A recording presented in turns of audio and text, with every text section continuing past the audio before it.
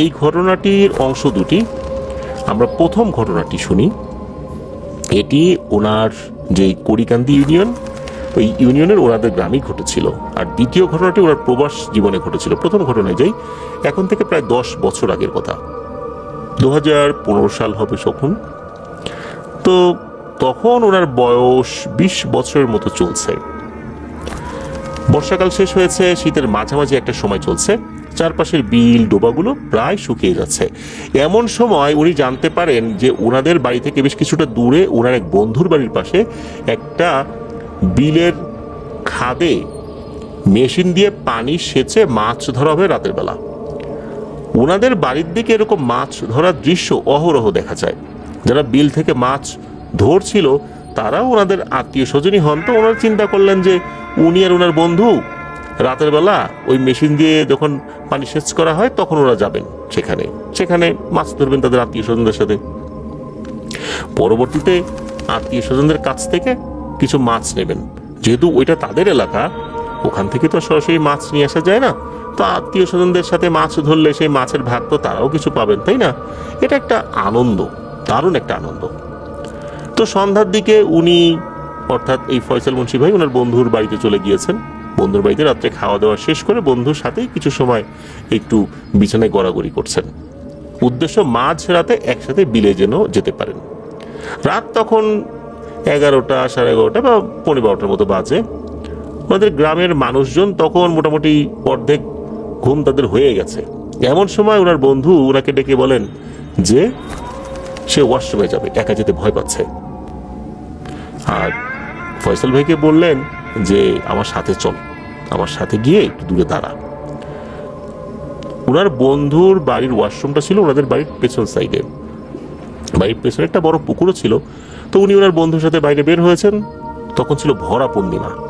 উনি ঘরের পেছনে গিয়ে একটি গাছের নিচে বসেন আর ওনার বন্ধু ওয়াশরুমে গেল। সে কি মনে করে ওয়াশরুমের দরজাটা পুরোপুরি লাগায় না, একটু খোলা রাখে, ভয় পাচ্ছিল। তো গাছের নিচে বসে থাকা অবস্থায় উনি হঠাৎ করেই পুকুরে ঝাপাঝাপির শব্দ শুনতে পেলেন। একটু অবাকও হলেন যে এত রাতে এমন ঝাপাঝাপির শব্দ কোথা থেকে আসছে। যখন ভালো করে পুকুরের দিকে তাকালেন তখন দেখতে পেলেন পুকুরের পানিতে একজন লোক, দেখতে হুবহু মানুষের মতোই, তবে লম্বায় 7 কি 8 ফুটের মতো হতে পারে। পরনে লুঙ্গি রয়েছে। পুকুরের শুকনো একটা সাইডে গিয়ে দৌড় দিয়ে আবার পুকুরে ঝাঁপ দিচ্ছে, আবার উঠছে, আবার দৌড়ে গিয়ে ঝাঁপ দিচ্ছে, এরকম বারবার করছে। উনি তো অবাক হলেন। তখন তো শীতকাল, এই শীতের রাত্রে মাঝ রাতে এই ব্যক্তি পুকুরের ঠান্ডা পানিতে কেন ঝাপাঝাপি করছে, বিষয়টা তো ওনার কাছে সন্দেহজনক মনে হলো। উনি ওনার বন্ধুকে ডাক দিয়ে বললেন যে এই কিরে, আমি যা দেখতে পাচ্ছি, তুই কি ওয়াশরুমের ভিতরে থেকে এমন কিছু দেখতে পাচ্ছিস? সে ওয়াশরুমের ভিতর থেকে উত্তর দেয়, হ্যাঁ দোস্ত, আমিও তো দেখতে পাচ্ছি রে। যখন ফয়সাল মুন্সি ভাই ওনার বন্ধুকে ডাক দিয়ে কথা জিজ্ঞেস করছেন, সেই মুহূর্তে ওই অবয়বটা ফয়সাল মুন্সির ভাইয়ের দিকে তাকালেন। কতক্ষণ দাঁড়িয়ে তাকিয়ে থাকলেন, কি যেন ভাবলেন।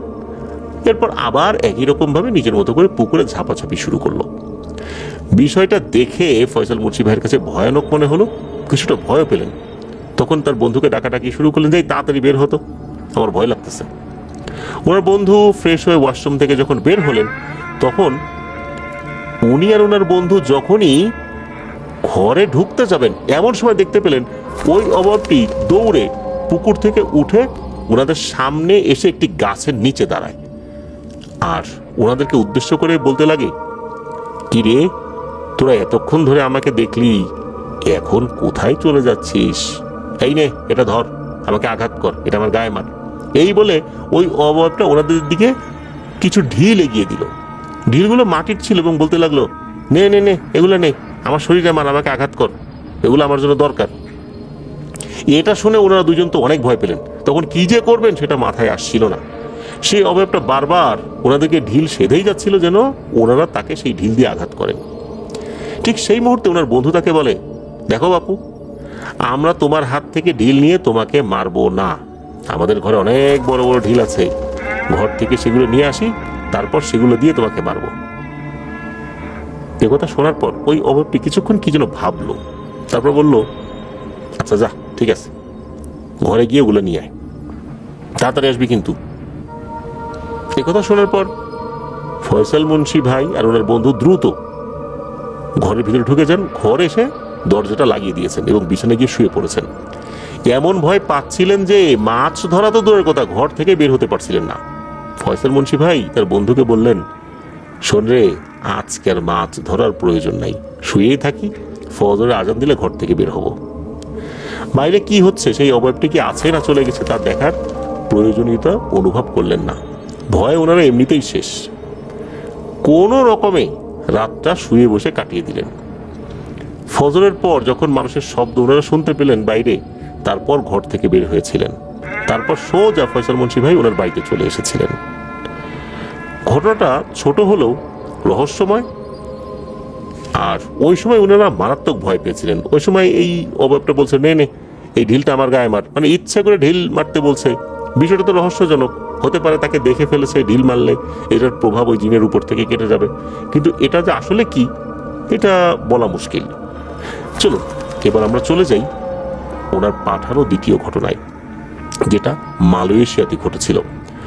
2017 সালে উনি অবৈধভাবে দালালের মাধ্যমে মালয়েশিয়াতে গিয়েছিলেন। দালাল ওনাকে ট্যুরিস্ট ভিসা দিয়ে মালয়েশিয়াতে নিয়ে যায়। উনি জেনে শুনেই যান, এমনটা না যে দালাল তাকে মিথ্যা কথা বলে অবৈধভাবে নিয়ে গেছে। দালাল বলেছিল এটা কিন্তু অবৈধ, ট্যুরিস্ট ভিসায় যাবা, ঝামেলা হবে, কিন্তু এভাবেই যেতে হবে। তো উনি রাজি হয়েছিলেন। দালাল এয়ারপোর্টে যাওয়ার পর এক বাঙালি ব্যক্তি ওনাকে রিসিভ করে। দালাল ওনাকে ফোনের মাধ্যমে জানায় যে এই ব্যক্তি নাকি এই ফয়সাল মুন্সি ভাইকে কাজ দেবে, সেই তার এখানকার মালিক। অর্থাৎ উনি মালয়েশিয়া এয়ারপোর্টে যখন গিয়েছেন তখনই এই ব্যক্তি তাকে রিসিভ করেছেন। মালয়েশিয়াতে যাবার পর উনি যেখানে ওঠেন, জায়গাটার নাম হচ্ছে বাতু সিমবিলান। সেখানে একটি বিশাল জঙ্গলের পাশে একটি কোম্পানি তাদের প্রজেক্টের জন্য ভবন তৈরি করছিল। সেখানে ওই কোম্পানির প্রজেক্টের কনস্ট্রাকশনের কাজে লাগিয়ে দেওয়া হয়। আসলে এখানে পুরো পন্থাটাই ছিল অবৈধ। আর এখানে তার যে মালিক, সে মালিক আবার বাঙালি। সেখানে যাওয়ার পর আসলে অনেক ধরনের ব্যাপারগুলো ঘটে, সেগুলোর উনি বলেন নাই। তো জঙ্গলের পাশেই ওনাকে একটি বাসা দেওয়া হয় থাকার জন্য। সেখানে এই ফয়সাল মুন্সি ভাইয়ের এলাকার একটা ছেলেও থাকতো তাদের ওখানে আর কি। প্রথম অবস্থায় ভালোই যাচ্ছিল দিন, কিন্তু যে মালিকের অধীনে উনি কাজ করতেন তিনি ওনাকে বলে দিয়েছিলেন যে তুমি বাসাতেই থাকো, সমস্যা নাই, কিন্তু যেহেতু তুমি অবৈধ পন্থায় আসছো, পুলিশ মাঝে মধ্যে ঝামেলা করতে পারে। যখন পুলিশ রেইড অভিযান চালাতে আসবে, আমি তোমাকে আগেই বলে দিব, তখন সেদিন রাতে তুমি বাসায় থাকতে পারবা না, ওই জঙ্গলের ভিতরে বিছানা করে শুয়ে থাকবা। এ কথা কিন্তু আগে ভাগে জানিয়ে দেওয়া হলো তাকে। এদিকে ওনার বন্ধু, অর্থাৎ ওনার সাথে যে বন্ধু থাকতো, সেও অবৈধভাবে এসেছিল। সে তাকে জানায়, দেখারে বন্ধু, মাঝে মাঝেই পুলিশ সাথে এই রেইড দেয়, অভিযান চালায়, যদি এমনটা আমরা আজ করতে পারি তাহলে আমরা জঙ্গলে গিয়ে থাকি। জঙ্গলে ওনাদের একটা ছোট্ট ঘর তৈরি করা ছিল, শুধু একটা না, বেশ কয়েকটা ঘর তৈরি করেছে। ওনার মতো যারা এরকম অবৈধভাবে আসছে মালয়েশিয়াতে, তারা ওইভাবে পলিথিন দিয়ে ছোট ছোট ঝুপড়ির মতো করে ছিলেন আর কি। তো এইভাবে কেটে যায় 15 দিনের মতো কাজ করছেন, বাসায় থাকছেন, ভালোই যাচ্ছিল। 15 দিন বা 16 দিনের মধ্যে হঠাৎ করে একদিন মালিক বলল, এই আজকে রাত্রে পুলিশ অভিযান চালাতে পারে, তোমরা জঙ্গলে গিয়ে থেকো। উনি একদিন দিনের বেলা গিয়ে জায়গাটা দেখে এসেছিলেন, জঙ্গলে যেখানে আর কি থাকার জায়গা। তো জঙ্গলের মাঝে ঘরটা পলিথিন দিয়ে তৈরি ছিল, দেখতে একটা নৌকার উপর যে ছাউনি দেওয়া হয় ওই রকম। সারাদিন কাজ শেষে বাসায় ফিরে খাওয়া দাওয়া করে উনি ওনার বন্ধুকে বললেন, আমি জঙ্গলের পাশে একটা দোকান আছে, সেই দোকানে কিছুক্ষণ বসবো, তারপর সেখানে যাব, তুই গিয়ে সেখানে শুয়ে থাকিস, আমি চলে যাব, তুইও চলে আসিস। এই বলে উনি সেই দোকানের উদ্দেশ্যে রওনা দিয়েছেন। উনি সেই দোকানে গিয়ে চা সিগারেট খেলেন। ওনার তো সিগারেট খাওয়ার আগে থেকে বদভ্যাস ছিল। এরপর একটা সফট ড্রিঙ্কসের বোতল হাতে নিয়ে জঙ্গলের উদ্দেশ্যে রওনা দিলেন। তখন রাত 11টা কি 11:30 মতো হবে। উনি মনে মনে ভেবেছিলেন, ওনার বন্ধু তো সেখানে গিয়ে শুয়েই আছে, সমস্যা হবে না, চলে যাই। এখানে একটা কথা বলে রাখা ভালো, উনি যে কোমল পানীয়টা খাচ্ছিলেন সেটা খেলে নাকি একটু ঘুম ঘুম ভাব চলে আসে। জঙ্গলের দুই পাশে ঢালু ছিল, মাঝখানটা উঁচু ছিল, নিচ থেকে উপরের দিকে উঠতে হতো। আর জঙ্গল থেকে বেশ ভেতরেই ছিল সেই থাকার খুপড়িটা। অনেকক্ষণ হাঁটার পর যখন উনি জঙ্গলের সেই খুপড়িতে পৌঁছালেন, উনি অবাক হলেন, দেখলেন ওনার বন্ধু সেখানে নেই। কি ব্যাপার, সে তো বলেছিল যে সে এখানে এসে ঘুমিয়ে থাকবে, কিন্তু এখন এসে দেখা গেল যে সে নাই। এটা হইল কিছু? উনি তো ভাবতে লাগলেন আমি একা থাকবো নাকি চলে যাব। আসার সময় তো হেঁটে চলে এসেছি, কিন্তু একা একা যে বাসা পর্যন্ত যাব, কেমন কেমন ভয় ভয় লাগতেছে। আর ওই কোমল পানীয়টা খাওয়ার কারণে ওনার একটু ঘুম ঘুম ভাবও চলে এসেছিল। তাই উনি ভাবলেন যে এতদূর হেঁটে না গিয়ে যেহেতু এসেছি, ঘুমিয়েই থাকি এখানে। এগুলো ভেবে উনি ঘরে গিয়ে শুয়ে পড়লেন। সেখানে আগে থেকেই কাঁথা বালিশ রাখা ছিল, কারণ যেহেতু প্রায় সময় এখানে আসতে হয়, তাই সবকিছু রেডি রাখা হতো যেন যে কোনো সময় এখানে চলে আসা যায়। এখানে আসা দেখা গেল যে কাঁথা বালিশ না, আবার কাঁথা বালিশ আনতে নিচে যাবেন, তখন যদি পুলিশে ধরতে আর এক ঝামেলা। এই জন্য পার্মানেন্টলি এখানে কাঁথা বালিশ রাখাই থাকতো, মানে পার্মানেন্টলি এখানে রাখতেই হতো। ঘরে গিয়ে যখন উনি শুয়ে পড়েছেন, প্রায় ঘুম এসেই যাচ্ছিল, এমন সময় মনে হলো বাইরে কেউ বিশাল বড় বড় পাথর ওনাদের চতুর্দিকে, বা ওনাদের যে ঘর, সেই ঘরের চতুর্দিকে ফেলছে। কি সে শব্দ, ধপাস ধপাস করে শব্দ হচ্ছে, দ্রুম দ্রুম করে শব্দ হচ্ছে। উনি তো বেশ ভয় পেলেন, ভাবতে লাগলেন কি এভাবে পাথর নিক্ষেপ করছে কে। অনেকক্ষণ যাবৎ এমনটা চলার পর উনি ভাবলেন দেখি তো বাইরে কি হচ্ছে। এটা দেখার জন্য উনি ঘর থেকে বাইরের দিকে ভয়ে ভয়ে উকি দিলেন। তখন উনি দেখলেন বাইরে প্রচন্ড ঝড় হচ্ছে, এক গাছ আর এক গাছের সাথে আঘাত খাচ্ছে। কিন্তু অবাক করা ব্যাপার হচ্ছে, এত ঝড় হচ্ছে অথচ ওনার সেই পলিথিনের বেড়া দিয়ে তৈরি খুপড়িতে কোনো আঘাতই করছে না। অথচ এমন ঝড়ে উনি সহ ওনার খুপড়িটা বহুদূরে উড়ে চলে যাবার কথা। উনি তো ভয়ে খুপড়ির ভিতরে ঢুকে কাঁথা গায়ে দিয়ে শুয়ে পড়লেন। অনেকক্ষণ যাবৎ বাইরে এমনটা চলতে লাগলো, একদিকে ঝড় অন্যদিকে ঢিল মারছে। একসময় সেই ঝড় এবং ঢিল মারা থেমে গেল, মনে হলো পরিবেশটা শান্ত হয়ে গেল। একটা সময় ওনার চোখে ঘুম চলে আসলো, তখন ঘুমিয়ে গেলেন। ওনার যখন ঘুম ভাঙলো তখন সকাল হয়ে গেছে। বাইরে বের হয়ে দেখেন কোথায় ঝড় কোথায় ঢিল, কিছুই নেই। তখন বুঝতে পেরেছিলেন ওনাকে ভয় দেখানোর জন্য হয়তো এমন কিছু করেছিল কোনো অশরীরী। যাই হোক, সেখান থেকে যখন বাসায় আসে তখন বন্ধুকে বলেন কি রে, তুই গতকাল রাত্রে সেখানে গেলি না কেন? তো বন্ধু বলে খাবার দাবার শেষ করে শরীরটা তেমন ভালো লাগছিল না, তাই ঘরে একটু ঘুমিয়ে পড়েছিলাম, ভেবেছিলাম যে একটু পরে উঠে যাব, কিন্তু ঘুমটা এত গভীর হয়ে গেছে আর উঠতে পারি নাই। আর তাছাড়া গতকাল রাতে পুলিশ অভিযান চালাতে আসেনি। এরপর সে ওনার কাছে গতকাল রাত্রে না যেতে পারার কারণে বারবার ক্ষমা চাইতে লাগলো। তো উনি বললেন আচ্ছা ঠিক আছে, ব্যাপার না, এরকম তো হতেই পারে। তারপর রাতে যে ঘটনাটা ঘটেছিল উনি ওনার বন্ধুকে সব ঘটনা খুলে বললেন। সে তখন ওনাকে বললেন যে এখানে তো এরকম ঘটনা প্রায়ই ঘটে, তেমন কিছু হয় না, খালি ভয়ই দেখায়, আরে জঙ্গলে তো এরকম কিছু থাকেই। তো এই ছিল মালয়েশিয়াতে যাবার পর প্রথম অভিজ্ঞতা। এরপর কেটে যায় প্রায় 1 বছর। মাঝে মধ্যেই সেই জঙ্গলের ছোট খুপড়িতে গিয়ে থাকতেন, কিন্তু এরপর আর কখনোই ওনার সাথে এমনটা হয়নি। ওই একবারই হয়েছিল। 1 বছর সেখানে কাজ করার পর সেখানে যে কনস্ট্রাকশনের কাজ ছিল সেটা শেষ হয়ে যায়। সেই মালিকও ওনাকে ছেড়ে দেয়। কনস্ট্রাকশনের কাজ শেষ হয়ে যাওয়ার পর ওনার বন্ধু ওনাকে বললো চল, একটা জায়গা আছে যেখানে আমার পরিচিত একজন ভাই আছে, সেখানে চলে যাই। এরপর উনি ওনার বন্ধুর সাথে সিমোনিয়া নামক এলাকায় চলে যান। আর এই জায়গাটা কাজাং শহরের ভেতরে। এই কাজাং শহরটি পড়ে সেলাঙ্গর প্রদেশে, আর সেলাঙ্গর প্রদেশ মালয়েশিয়ার রাজধানী কুয়ালালামপুরের উপকণ্ঠেই অবস্থিত। সেখানে গিয়ে সেই ভাইয়ের সাথে দেখা হয়, এরপর অনেক কথাবার্তা হয়। তারপর সেই ভাই বলল যে আমরা এখানে একটি পার্কের ভেতরে বড় চাইনিজ কবরস্থানে কাজ করি, তোমরা যদি আমাদের সাথে সেখানে কাজ করো তাহলে আমি আমার মালিকের সাথে কথা বলে দেখতে পারি। ওনারা তো এক বাক্যে রাজি হয়ে গেলেন, কাজ কাম নাই, কি করবেন, রাজি হতেই হবে। এরপর সেই বড় ভাই মালিকের সাথে কথা বলে ওনাদেরকে সেখানে একটা কাজের ব্যবস্থা করে দিলেন। যেদিন উনি প্রথম কাজে যান দেখতে পেলেন ওনাদের বাসা থেকে কবরস্থানটা খুব বেশি দূরে নয়। এটা মূলত একটা বিশাল পার্ক, পার্কের ভেতরে সবকিছুই আছে, যার ভেতরে বড় একটা কবরস্থানও রয়েছে। পার্কের নাম বলেন নাই, কেননা এখানে অনেক পরিচিত বাংলাদেশি ভাইরা কাজ করেন, নাম বললে তাদের কিছু সমস্যা হতে পারে, এই কারণেই নামটা বলেননি। তো ভেতরে ঢোকার পর উনি অবাক হয়ে গেলেন, আশ্চর্য হলেন, এটা অনেক বড় কবরস্থান। এই পার্কটি একটি দর্শনীয় স্থান, বিভিন্ন দেশ থেকে মানুষজন এখানে ঘুরতে আসে। পার্কের ভেতরে সবকিছু ঘুরে ঘুরে দেখেন। এই পার্কের ভেতরে ভ্রমণ করতে আসা মানুষরা দেখতে পায় বিশাল স্বর্ণালী ড্রাগন আকৃতির কোলম্বেরিয়াম, সুচারু নকশায় নির্মিত কবরস্থান, নীরবতা ভরা গাছপালার মাঝে মাঝে রহস্যময় ছায়া এবং আলোয় ভাসমান অদ্ভুত এক পরিবেশ। এর আগে উনি এত বড় পার্ক আর কবরস্থান কখনোই দেখেননি। এটা যে কত বড় হবে সেটা আর উনি আসলে বলতে পারছেন না, তবে এতটুকু বলতে পেরেছেন যে সেখানে 2 বছরের মতো কাজ করেছেন। এই 2 বছরের মধ্যে পুরো পার্কটি ঘুরেই ওনারা দেখতে পারেনি, এত বড় পার্ক। ছুটির দিন ব্যতীত তেমন একটা ঘুরতে পারতেন না, তাই হয়তো বা পুরোপুরি ঘুরতে পারেননি। এই পার্কটি মূলত মালয়েশিয়ার চীনা সম্প্রদায়ের জন্য তৈরি, তাই এখানে সেসব মানুষকে কবর দেওয়া হয় বা দাহ করা হয় যারা চাইনিজ, আর তাদের মধ্যে বেশিরভাগই বৌদ্ধ, তাও ধর্মাবলম্বী, কনফুসীয় মতাবলম্বী, কিছু ক্ষেত্রে খ্রিস্টিয়ান চীনারাও এখানে সমাধিস্থ বা দাহ হন। সমাধি করার ব্যবস্থা আছে, দাহ করার ব্যবস্থা আছে।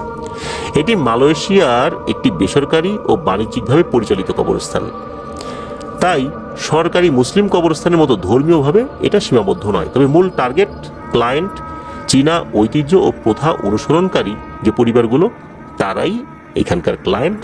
মারা গেলে তাদেরকেই এখানে সমাহিত করা হয় বা দাহ করা হয়। এই পার্কে যে কবর দেওয়া হয় সেগুলোর অধিকাংশই মালয়েশিয়ার প্রেক্ষাপটে অত্যন্ত বিলাসবহুল ও ভিভিআইপি পর্যায়ের বলে গণ্য হয়। সেখানকার এই ভিভিআইপি কবরস্থানগুলোতে সাধারণ কবরস্থানের মতো শুধু একটি মাটির গর্ত থাকে না, বরং প্রতিটি প্লট সুচারুভাবে ল্যান্ডস্কেপিং করা, ঘাসের কার্পেটের মতো সবুজে ঢাকা, চারপাশে পাথরের সীমানা এবং সূক্ষ্মভাবে তৈরি নকশা থাকে। অনেক সমাধিতে মার্বেল বা গ্রানাইটের হেডস্টোন, সোনালী বা কালো রঙের খোদাই করা নাম ফলক, যেটাকে এপিটাফ বলা হয়, এবং কবরের চারপাশে ছোট ছোট স্মৃতিস্তম্ভ থাকে।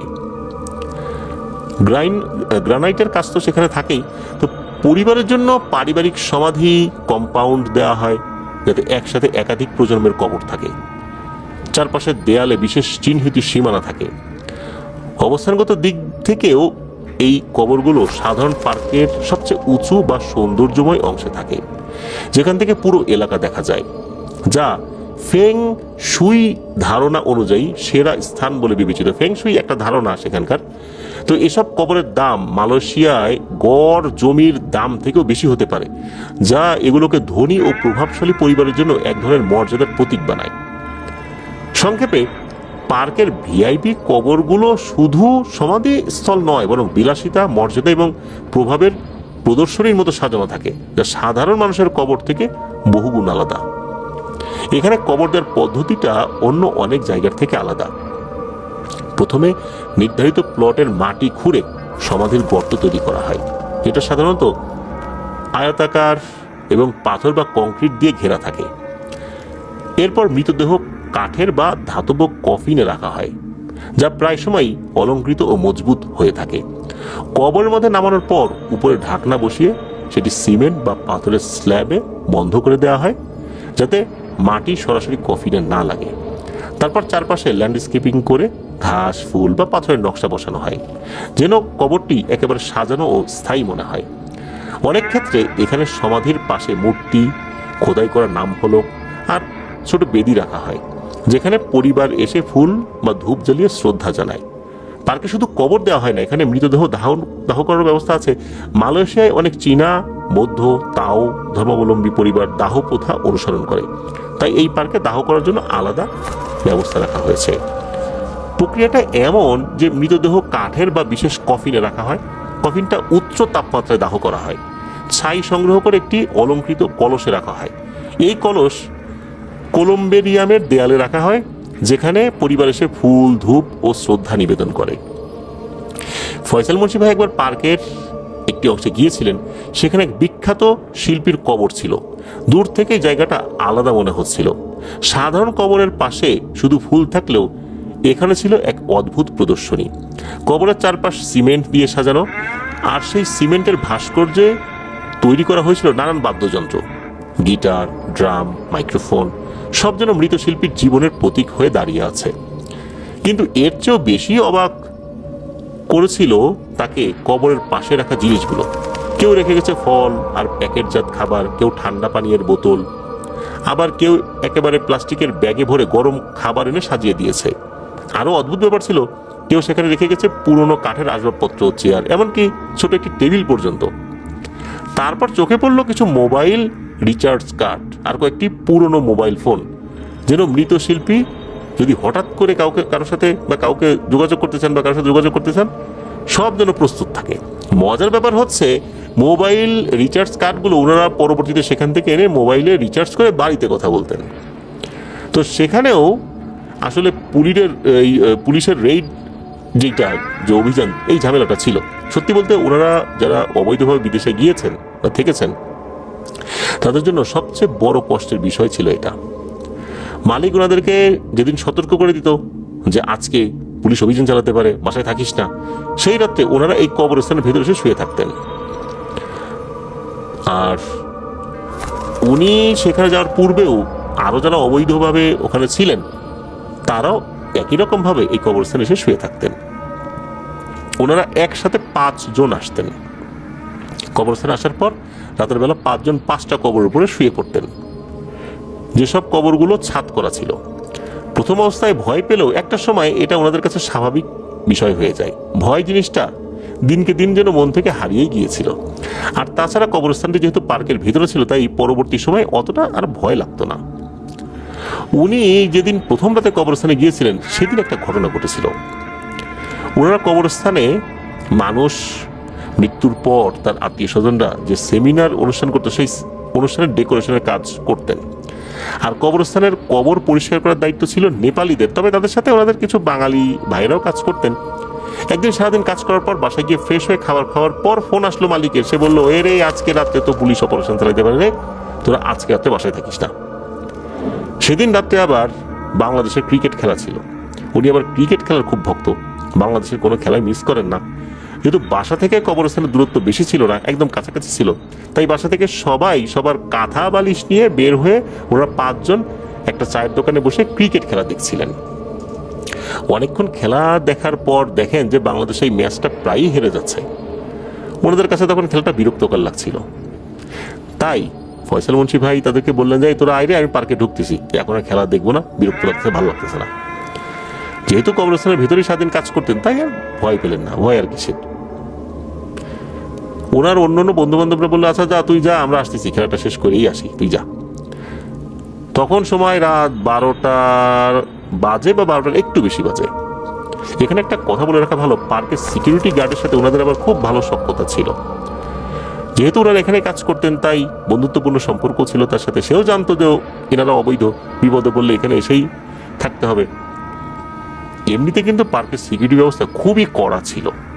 আর তাছাড়া ওনাদের সেই বড় ভাই, যেই বড় ভাইয়ের মধ্যে আসছিলেন, এবং আরো কয়েকজন তো এখানে তো সবসময় আসে, থাকতো এখানে, তাই আর তেমন কিছু তাকেও বলতে হয়নি। পার্কের সিকিউরিটির সাথে কথা বলার সময় এগুলা খুব বেশি আর আলোচনা করতে হয়নি। ওরা সরাসরি পার্কের ভিতরে সোজা কবরস্থানে ঢুকে যান। সাহস দেখিয়ে তো কবরস্থানে ঢুকে পড়েছেন, কিন্তু যখন ভেতরে ওই কবরের পাশ দিয়ে হেঁটে হেঁটে আরো ভেতরের দিকে যাচ্ছেন তখন কিছুটা ভয় ওনাকে পেয়ে বসেছিল। এমনি সময় তো ওনার সাথে আরো 4 জন থাকে, সব মিলে 5 জন, কিন্তু এখন উনি তো একা। বেশ কিছুটা দূরে গিয়ে একটা সুন্দর ভিআইপি কবরের উপর কাঁথা বিছিয়ে শুয়ে পড়েছেন। উনি 2টি কাঁথা সাথে করে নিয়ে গিয়েছিলেন, একটা বিছিয়েছেন আর একটা শরীরের উপর দিয়েছেন। তো কাঁথা শরীরে দিয়ে এক পাশে কাত হয়ে শুয়ে আছেন। যেহেতু তখন ওর বন্ধুরা আসেনি, একা একা ঘুমাতে পারছিলেন না, আনইজি লাগছিল। এমন সময় হঠাৎ করে ওনার মনে হলো আশেপাশে কেউ যেন হাঁটছে। দিনের বেলা লোকজন থাকলো, রাতের বেলা কিন্তু চারপাশ নীরব থাকে, তাহলে এত রাতে এখানে হাঁটবে কে? উনি কিছুটা ভয় পেলেন, কিন্তু কাঁথার ভিতর থেকে মাথা বের করলেন না। একটু পর হঠাৎ করে ওনাদের আশেপাশে বিড়ালের ম্যাও ম্যাও শব্দ শুনতে পেলেন আর অনুভব করলেন কেউ ওনার কাঁথা ধরে পায়ের কাছ থেকে টান দিচ্ছে। তবে টানার স্টাইলটা কিন্তু মানুষের মতো মনে হচ্ছে। 1বার 2বার বেশ কয়েকবার এভাবে টানাটানি করলো। উনিও বেশ ভয় পেয়ে গেলেন, মনে হচ্ছিল ওনার শরীর থেকে কাঁথাটা ছিনিয়েই নিয়ে যাবে। উনি ভয়ে ভয়ে কাঁথার ভেতর থেকে মুখটা বের করলেন এবং দেখতে পেলেন ওনার থেকে বেশ কিছুটা দূরে একটা কবরের উপর বড় সাইজের একটা কালো বিড়াল বসে আছে, আর ওই বিড়ালটা ওনার দিকেই রাগান্বিতভাবে তাকিয়ে আছে। বিড়ালটার চোখ দুটো বেশ লাল বলে মনে হচ্ছিল। এটা দেখার পর উনি বেশ ভয় পেলেন, কি করবেন বুঝতে পারছিলেন না। তাই দেরি না করে কাঁথাটা হাতে নিয়ে সেখান থেকে দিলেন এক দৌড়। দেখলেন যে ওনার সাথে সাথে বিড়ালটাও কবর থেকে নেমে অন্যদিকে দৌড়ে চলে গেল। এখন সেটা আসলেই বিড়াল নাকি অন্য কিছু, এটা তার মনে সন্দেহ রয়েছে। তবে তার কাঁথাটা যখন টান ছিল এটা কিন্তু মানুষের টান বলে মনে হচ্ছিল। মানুষ যেভাবে খপ করে একটা জিনিস ধরে তারপর টান দেয়, হ্যাঁচকা টান, ওই রকম বলে মনে হচ্ছিল। বিড়াল তো এইভাবে টানতে পারে না। উনি দৌড়তে দৌড়তে সেই কবরস্থান পার হয়ে ওই দোকানে চলে আসেন। প্রতিমধ্যে আর কোনো সমস্যা হয়নি। যখন দোকানে আসেন দেখেন যে ওনার বন্ধুরা তখনও খেলা দেখছে, তখনও খেলা চলছে। তারা জিজ্ঞেস করে, কিরে কি হয়েছে, এভাবে দৌড়ে চলে আসলি যে? তখন উনি ওনাদেরকে সবকিছু খুলে বলেন যে কি হয়েছে। তারা শুনে বললো, আরে যেহেতু কবরস্থান, ভয়ঙ্কর কিছু ঘটনা ঘটতেই পারে, এটা স্বাভাবিক। আর যেই কবরের পাশে গিয়ে শুইছিস, এই কবরের পাশে শুইলে এরকম একটু অনুভূতি হয়, সেখানে না আসলে অন্য একটা কবরের পাশে গিয়ে তাই তো হয়। ফয়সাল মুন্সি ভাই অবাক হয়ে দেখলেন যে এরকম একটা ভয়ের ঘটনা বলার পরও তাদের চোখে মুখে ভয়ের কোনো ছাপ দেখতে পেলেন না। মনে হচ্ছে যে এইসব বিষয় একদম ভাত মাছ হয়ে গেছে তাদের কাছে। তারা বিষয়টা খুব স্বাভাবিকভাবেই নিল। কিন্তু ওনার কাছে ব্যাপারটা খুব ভয়ের ছিল। উনি বললেন যে না রে, আজকে সেখানে যাবো না, আমি বাসায় চলে যাচ্ছি। এরপর ওনারা কেউই সেদিন আর কবরস্থানে যান নাই। খেলা শেষ হওয়ার পর চলে গিয়েছিলেন বাসায়। এখানে একটা কথা বলে রাখা ভালো যে পুলিশ অভিযান চালায় এটা সত্য, মালিক কিন্তু ওনাদেরকে অনুমানের ভিত্তিতে জানাতেন। অভিযান চালাতে পারে বা নাও পারে, বেশিরভাগ দিনই পুলিশ আসতো না, কিন্তু মনের মধ্যে একটা ভয় সবসময় কাজ করতো, যদি এসে পড়ে তাহলে তো জেল খেটে দেশে ফিরে যেতে হবে। এই ভয়েই ওনারা বাইরে বাইরে থাকতেন। যাই হোক, সেদিনের মতো থাকা হলো না কবরস্থানে। এরপর অনেক দিন মালিক বলেছে তখন থেকেছেন কবরস্থানে, কিন্তু বেশ কিছুদিন ওনাদের সাথে কিছুই হয়নি। এবার আসি মাস 6 পরের ঘটনা। এই 6 মাসের ভেতরে একটা সময়ে একজন শিল্পী মারা গিয়েছে এবং তাকে কবর দেওয়া হয় সেই কবরস্থানে যেখানে ওনারা প্রতিদিন কাজ করতেন। দূর থেকে দেখলেন তাকে খুব জাঁকজমকভাবে কবর দেওয়া হয়েছে। তার কবরের আশেপাশে বিভিন্ন বাদ্যযন্ত্রের ডেমো সিমেন্ট দিয়ে তৈরি করে দেওয়া হয়েছিল। ওই কবরস্থানে এদের কাজকর্ম দেখার পর নিজেকে মুসলিম হিসাবে জন্ম লাভ করার কারণে আল্লাহর কাছে শুকরিয়া আদায় করতেন সবসময়, যে এগুলা কি, কবরের পাশে এইরকম জিনিস কেন দিবে, কি ধরনের অদ্ভুত জিনিসপত্র। যাই হোক, ওই কবরটা দেওয়ার মাসখানেক পর রাতে খবর হলো যে আজকে রাত্রে ওনাদেরকে কবরস্থানে থাকতে হবে। এই খবরটা তো এলো, কবরস্থানে থাকতে হবে। আর এই খবর আসার পর যা যা করতে হবে তা তো ওনারা জানেনি। খাওয়া দাওয়া শেষ করে চলে গেলেন কবরস্থানে থাকার জন্য। ওরা 5 জন 5টা কবর নির্ধারণ করলেন। এক একটা ভিআইপি কবর থেকে আর একটা দূরত্ব ছিল 60 থেকে 100 ফুট। ওনারা শুধু সেই সব কবরের উপরই শোয়ার চেষ্টা করলেন যেগুলোর উপরে ছাদ ছিল। ছাদ ছাড়া থাকাটা খুব মুশকিল হয়ে যায়। কবরস্থানের ভেতরে কাজ করতে করতে ভয় তখন ধীরে ধীরে অনেকটাই চলে গিয়েছিল। ভাবতেন, ভয়টা পাবো কাকে, সারাদিন তো লাশের সাথেই থাকি। সেদিন রাতে ওনারা ঘুমিয়ে পড়েছেন। মাঝরাতে হঠাৎ করে ওনার কানে একটা শব্দ ভেসে আসে। মনে হচ্ছিল আশেপাশে উচ্চ আওয়াজে বাদ্যযন্ত্র বাজিয়ে অনুষ্ঠান হচ্ছে, অনেক জোরে বাদ্যযন্ত্র বাজানো হচ্ছিল। এই শব্দ তো ওনার ঘুম ভেঙে যায়। কবরস্থানটা কিন্তু কিছুটা ঢালু। ওনারা ছিলেন উপরের দিকে উঁচু একটা স্থানে, আর বাদ্যযন্ত্রের শব্দটা আসছিল নিচের দিক থেকে। তো উনি সজাগ হয়ে কিছুক্ষণ মনোযোগ দিয়ে সেই বাদ্যযন্ত্রের শব্দ শুনলেন। এরপর দৌড়ে গিয়ে ওনার এক বন্ধুকে ঘুম থেকে ডেকে তুললেন। আঙ্গুল দিয়ে ইশারা করে যেদিক থেকে শব্দ আসছে তার বন্ধুকে বললেন, এই বন্ধু, তুই কি ওখান থেকে বাদ্যযন্ত্রের শব্দ শুনতে পাচ্ছিস? সে বলল, হ্যাঁ, আমিও শুনতে পাচ্ছি। কিন্তু সে বলল সে অন্য আর একটা সাইড থেকে শুনতে পাচ্ছে। আশ্চর্যজনকভাবে উনি যেদিক থেকে, অর্থাৎ ফয়সাল মুন্সি ভাই যেদিক থেকে শুনছিলেন, তার বন্ধু শুনছিল তার ঠিক বিপরীত দিক থেকে। এরপর ওনারা একে একে সবাইকে ডেকে তুললেন এবং বললেন যে চল তো খুঁজে দেখি এই শব্দটা কোত্থেকে আসছে। খুঁজতে খুঁজতে ওনারা একটা সময় দেখতে পেলেন কয়েক মাস আগে যে শিল্পীকে কবর দেওয়া হয়েছিল সেই কবরের পাশেই সিমেন্ট দিয়ে যে বাদ্যযন্ত্রের মূর্তিগুলো বানানো ছিল সেখান থেকে এই শব্দগুলো আসছে। ওনারা তখন ওই কবরটা থেকে বেশ কিছুটা দূরে ছিলেন। দেখলেন সেই জায়গাটা আলোকিত হয়ে গেছে। মনে হচ্ছিল সেই সিমেন্টের বাদ্যযন্ত্রগুলো বাস্তব বাদ্যযন্ত্রে রূপান্তরিত হয়ে গেছে। সেখানে অনেক নারী পুরুষ ছিল, কেউ গান গাইছে, কেউ বাদ্যযন্ত্র বাজাচ্ছে, কেউ আবার ড্রিঙ্কস করছে, কেউ নাচছে। মনে হচ্ছে একদম বাস্তব কনসার্ট চলছে। ওরা খুব ভয় পেয়ে গিয়েছিলেন। ওরা 5 জন ছিলেন বলে দাঁড়িয়ে দাঁড়িয়ে তাদের এই সমস্ত অদ্ভুত কাজকর্ম দূর থেকে দেখছিলেন। প্রায় ঘন্টা 2 চলল এই দৃশ্য। যখন ফজরের সময় হয়ে এলো ঠিক তখনই হঠাৎ করে সবকিছু হাওয়ায় মিলিয়ে গেল, অন্ধকার, আর কিছুই নাই। এই সিমেন্টের বাদ্যযন্ত্রগুলো আবার আগের মধ্যে শক্ত পাথরের মতো দাঁড়িয়ে আছে। ওনারা হতভম্ব হয়ে অনেকক্ষণ তাকিয়ে রইলেন। সবাই মারাত্মক ভয় পেয়েছিলেন, যা ভাষায় প্রকাশ করবার মতো নয়।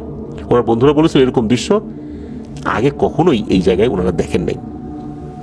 চারপাশ ধীরে ধীরে রাতের অন্ধকার থেকে বের হয়ে আলোকিত হয়ে আসছিল। এরপর ওনারা বাসায় চলে আসলেন।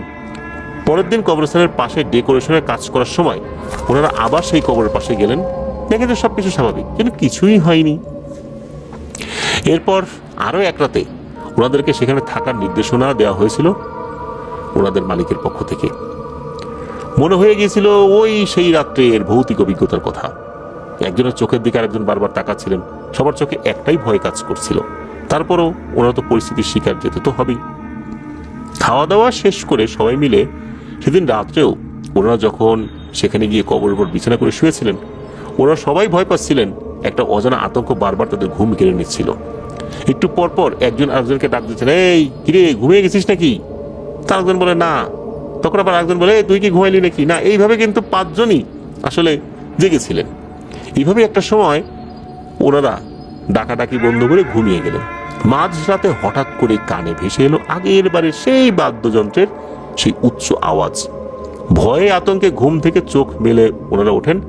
বন্ধুদেরকে যে ডাক দিবেন সেই সাহসী হচ্ছিল না। এমন সময় দেখলেন ওনার বন্ধুরা উঠে গেছে সেই শব্দে। তারপর ভয় না পেয়ে সবাই একত্র হন।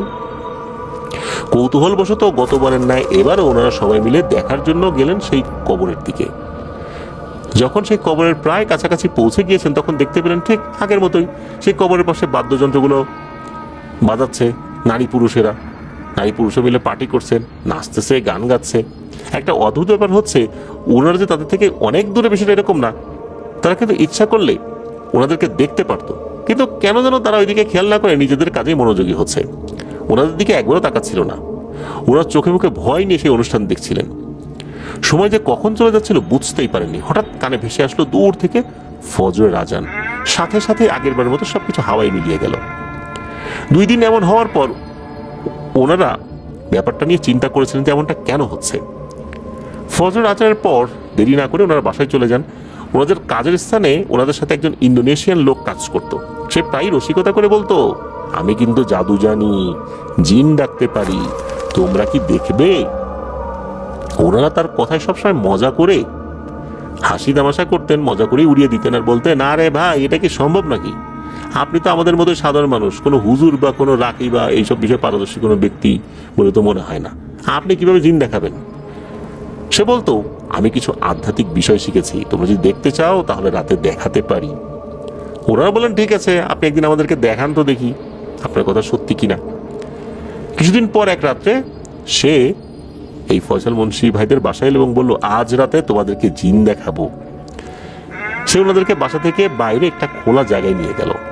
তারপর সে কিছু পড়তে লাগলো। হঠাৎ কিছুক্ষণ পর ওনারা দেখতে পেলেন একটা ছায়া মূর্তি ওনাদের চারপাশে দৌড়াচ্ছে। সে সেই মূর্তিটার দিকে লক্ষ্য করে ডাকাডাকি করছিল, কিন্তু সে কিছুতেই সেটাকে কাছে আনতে পারছিল না। দূর থেকে কয়েকবার যেন নাচলো, দৌড়ালো, তারপর কোথায় যেন মিলিয়ে গেল। এরপর ইন্দোনেশিয়ান ওই ভাই বলল, আমি এটাকে ডাকতে পারি, কিন্তু কিভাবে আমার কাছে আনবো সেটা জানি না। এই ব্যাপারটা দেখে ওনাদের কাছে খুব অদ্ভুত লেগেছিল। এরপর ওনারা তাকে বললেন, আমরাও 2 দিন কবরস্থানে জিন দেখেছি, আপনি কি একটাতে আমাদের সাথে যাবেন? একথা শোনার পর সে খুবই অবাক হয়। সব বিষয় শোনে, জিনেদের কনসার্ট আর কিছু নাকি, কেউ হয় নাকি, দেখতে তো হয়। উনি বললেন যে হ্যাঁ, অবশ্যই দেখতে যাব। এই ইন্দোনেশিয়ান ভাই আবার বৈধভাবেই মালয়েশিয়াতে থাকতেন, ফলে তাকে কখনো কবরস্থানে রাত কাটাতে হয়নি। যাই হোক, সে বলল পরবর্তীতে যখন রেডের কথা শুনবে, যে পুলিশ রেড দিবে, তোমরা যখন যাবা আমাকে সাথে নিয়ে যাও, আমি নিজের চোখে দেখব। অল্প কয়েকদিনের মাথায় আবারও কবরস্থানে রাত কাটানোর নির্দেশনা আসে মালিকের পক্ষ থেকে, যে পুলিশ রেড দিতে পারে। তো সেদিন ওনারা ঠিক করেছেন ওই ইন্দোনেশিয়ান ভাইকে সাথে নিয়ে যাবেন। ওনারা যেহেতু সে দেখতে চায়, তাকে ফোন করে মজার সুরে বললেন, ভাই আজকে আবার সেই কনসার্টের জায়গায় যাচ্ছি, আপনি আমাদের সাথে চলেন। তো সেও রাজি হয়ে যায় সঙ্গে সঙ্গে। কিছুক্ষণের মধ্যে সে ওনাদের বাসায় চলে আসে। ওরা সবাই একসাথে রাতের খাবার খেয়ে বের হয়ে পড়েন সেই বিশাল চাইনিজ কবরস্থানের দিকে। বাসা থেকে বের হয়ে প্রথমে সেই দোকানে যান, সবাই মিলে কিছুক্ষণ গল্প করেন, চা খান। এরপর ঢুকে পড়েন পার্কে। পার্কের ভেতরে সবাই মিলে কিছুক্ষণ আড্ডা দিয়েছেন। এরপর কবরস্থানে সবাই চলে যান। আগের মতোই সবাই আলাদা আলাদা ভিআইপি কবরের উপরে বিছানা করে শুয়ে পড়েন। মাঝরাতে ঠিক আগের মতোই হঠাৎ করে আবার সেই বাদ্যযন্ত্রের শব্দ শোনা গেল। উচ্চ কণ্ঠে বাদ্যযন্ত্রের শব্দ শুনে ওনারা সবাই একে একে জেগে উঠলেন। সবাই মিলে সেই দিকে রওনা দিলেন। তারপর ইন্দোনেশিয়ান ভাই সহ দূর থেকে দাঁড়িয়ে সেই অদ্ভুত কনসার্ট দেখতে লাগলেন। সেই কনসার্টে যারা উপস্থিত ছিল সবার চেহারা দেখে মনে হচ্ছে এরা চাইনিজ। লোকেরা গান গাইছে, বাদ্যযন্ত্র বাজাচ্ছে, কেউ ড্রিঙ্কস করছে, কেউ নাচছে। আলোয় আলোকিত এক ভৌতিক উৎসব। এই আলোর উৎসতে কোথা থেকে আসছে এটা কিন্তু বোঝা যাচ্ছে না, তবে আলোকিত হয়ে আছে। ইন্দোনেশিয়ার ভাইটি এই দৃশ্য দেখে ভয় না পেয়ে সেদিকে যাবার জন্য উদ্গ্রীব হয়ে গেলেন। ওনারা অবশ্য ইন্দোনেশিয়ান ভাইটিকে বললেন, ভাই ওদের কাছে একদম যাবেন না, আপনি একটু সাবধানে থাকেন। কিন্তু ওই ইন্দোনেশিয়ান ভাই সবার নিষেধ অগ্রাহ্য করে সামনের দিকে এগিয়ে গেলেন। তিনি যে একটা জিন ডাকতে পারতেন সেটা ভেবে নিজেকে অনেক বড় কবিরাজ টাইপের কিছু ভাবতেন এবং গর্ব করতেন। ওনারা দূর থেকে দেখতে লাগলেন যে এই ভাই করেটা কি।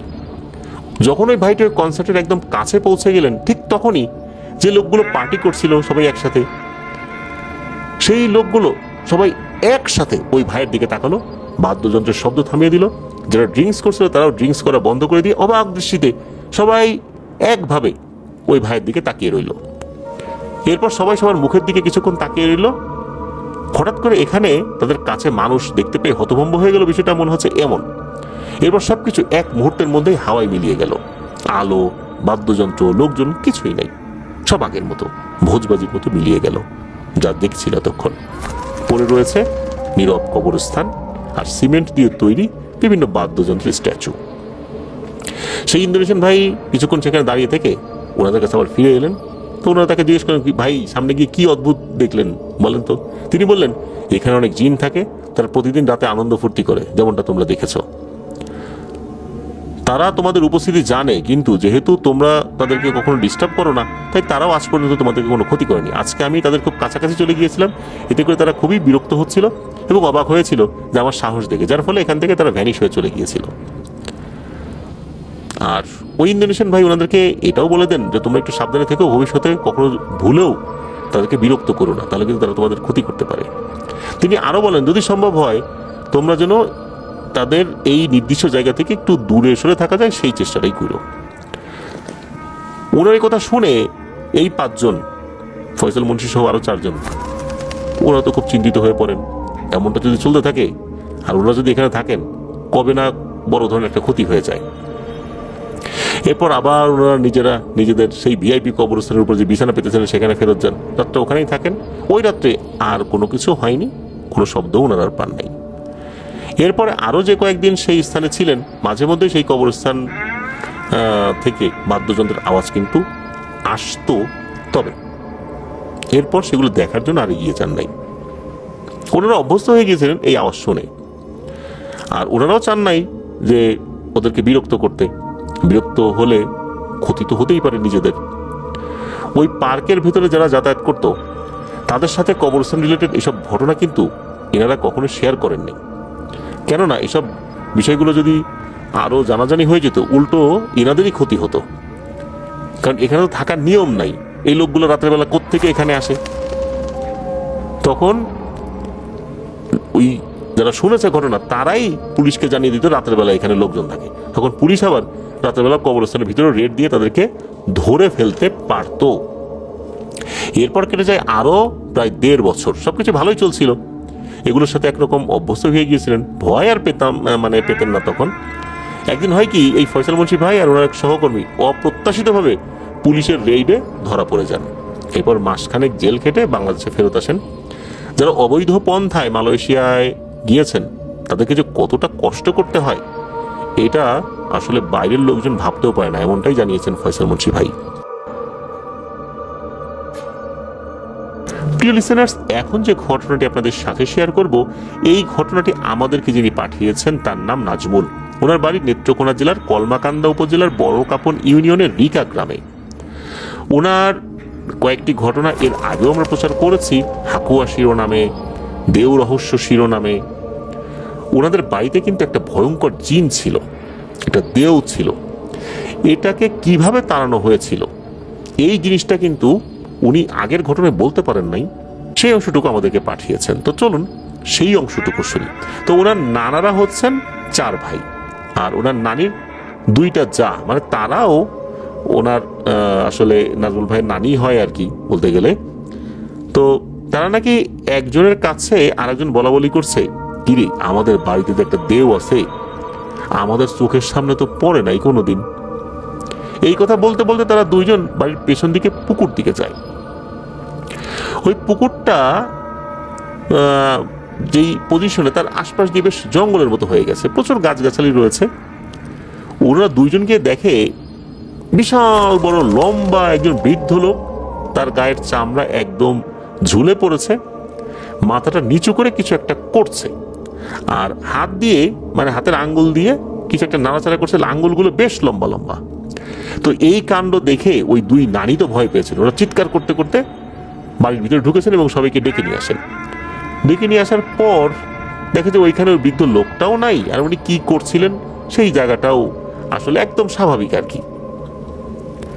আসলে এই লোকটা কে ছিল, এটা তো গেল একটা বিষয়। একদিন হয় কি, নানাদের পাশের ঘরের এক মহিলাকে জিনে ধরেছে, তো কবিরাজ আসে। তো কবিরাজ আসে, ঝাড়ফুঁক করে টাকা নিয়ে চলে যায়, কিন্তু জিন আর হাজির করতে পারে না। একটু ঝাড়ফুঁক করে আর বলে দেয় যে ভালো হয়ে যাবে, এই বলে টাকা নিয়ে চলে যায়। এমন অনেক কবিরাজ নাকি আসে, কিন্তু কেউ কিচ্ছু করতে পারে না, জিনও হাজির করতে পারে না। একদিন নাকি মহিলার অবস্থা খুবই খারাপ, তখন একজন কবিরাজকে আনা হয়। আর ওই সময় সবাই নাকি ঘরের পেছনে সামনে চারপাশে লাঠি নিয়ে পাহারা দিচ্ছে।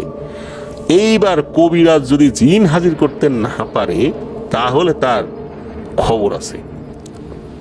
লাঠি নিয়ে দাঁড়াচ্ছে, কবিরাজ যদি জিন হাজির করতে না পারে আর টাকা খালি চায়, পিটায় কবিরাজকে একদম শটান করে ফেলবে একদম মাটির সাথে।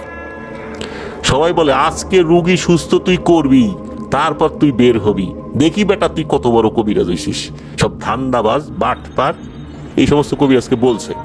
কবিরাজ তো কখনো এই ধরনের সমস্যায় পড়ে নাই, এসে দেখে লোকজন ঘিরে ফেলেছে, লাঠি নিয়ে ঘুরতেছে, মানে ঘরের চতুর্দিকে প্রদক্ষিণ করছে, কবিরাজ যেন পালাতে না পারে। আর এর মধ্যে নাজমুল ভাইয়ের নানাও ছিল, উনিও খুব বিরক্ত যে কবিরাজগুলো আসে আর টাকা নিয়ে চলে যায়, এই বেটাকে আচ্ছা করে শায়েস্তা করব, অন্য যে কবিরাজগুলো আসলে এদের ঝাল এটার উপরে মিটাবো। কবিরাজ বলেন যে আচ্ছা আপনারা শান্ত হন, আমি আমার মতো চেষ্টা করি, আমাকে একটু চেষ্টা করতে দেন। তখনও কিন্তু ওই এলাকায় বিদ্যুৎ আসে নাই, সবাই ওখানে কুপি বাতি ব্যবহার করত। তো কবিরাজ বাতি নিভিয়ে জিন হাজির করার চেষ্টা করে, অনেকক্ষণ ধরে করছে, রাত 1টা বেজে গেছে, জিন আর হাজির হয় না। লোকজন বলে কিরে কবিরাজ কি হলো, ছেড়ে দিলি হাল, আমাদের লাঠি কিন্তু রেডি আছে। কবিরাজ বলে আরে ভাই আর একটু চেষ্টা করি, আপনি একটু শান্ত হয়ে বসেন না, এরকম করলে কি কাজ হয় নাকি। এর ভিতরে হয় কি, হঠাৎ করে ওই মহিলার শরীরে জিন হাজির হয়ে কবিরাজকে সালাম দিল। কবিরাজ সালামের জবাব দিয়ে বলে এই বেটা তুই এত দেরি করলি কেন রে আসতে, কখন থেকে ডাকতেছি। আসলে কবিরাজ যখন ওই মহিলার উপর আসর করা জিনটা হাজির করতে পারছিল না, যখন বুঝলো যে অবস্থা বেগতিক, জিন একটা হাজির না করতে পারলে আজকে তার হাড়গোড় আস্ত থাকবে না, তখন তার অনুগত জিনকে সে ডাকা শুরু করছে। এদিকে তার অনুগত জিন এতক্ষণ হলো আসতেছে না, এটাতে উনিও চিন্তিত হয়ে পড়েন, একটা জিনকে তো হাজির করাতেই হবে, নাহলে তো মাঠ তো একটাও মাটিতে পড়বে না।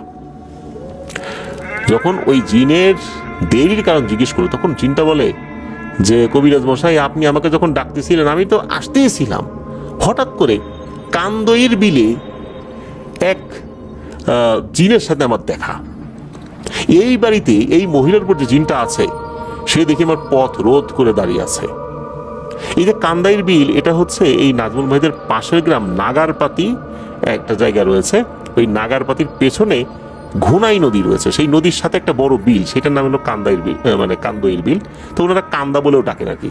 তো এই যে জিনটা, সে বলছে যে এই বাড়িতে জিনটা আছে, সে এই পথ রোধ করে দাঁড়িয়ে আছে আর বলতেছে কিরে কই যাস, ওই বাড়িতে যাচ্ছিস, ওই রুগীরে তো আমি ধরছি, তুই কোথায় যাস, এই থাম, ওইখানে যাইতে হবে না, আমি যা বলি তাই শোন, আমার ক্ষুধা লাগছে, এই বিল থেকে মাছ ধর আর আমার সামনে দে, আমি মাছ খাবো। ওই বিলটার ভিতরে আসলে অনেক মাছ টাছ ছিল। এখন ওই জিনটা দেখলো যে এই জিনটা অত্যন্ত শক্তিশালী, তার সাথে কোনোভাবে পেরে উঠবে না, কি আর করা, ওই জিনকে সে মাছ ধরে দিতে লাগলো। জিনেরা সরাসরি মাছ সহজে ধরতে পারে, অনেক কষ্ট হয়, এই জন্য কিন্তু মানুষের কাছ থেকে চেয়ে চিনতে খায় অনেক সময়, আমরা বিভিন্ন ঘটনায় দেখেছি।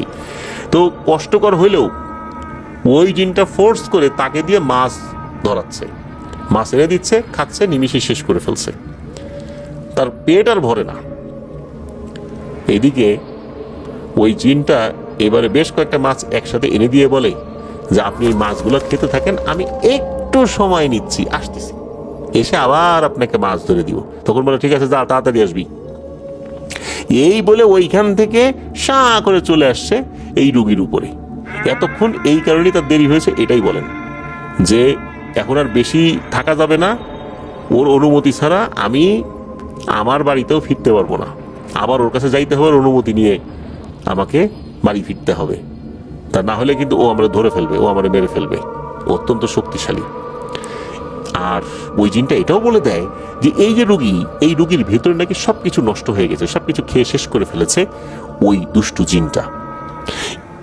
এই রুগী 1 সপ্তাহের বেশি বাঁচার কথা নয়, এই বলেই কোনো কথাবার্তা ছাড়াই ওই জিনটা ওখান থেকে চলে যায়।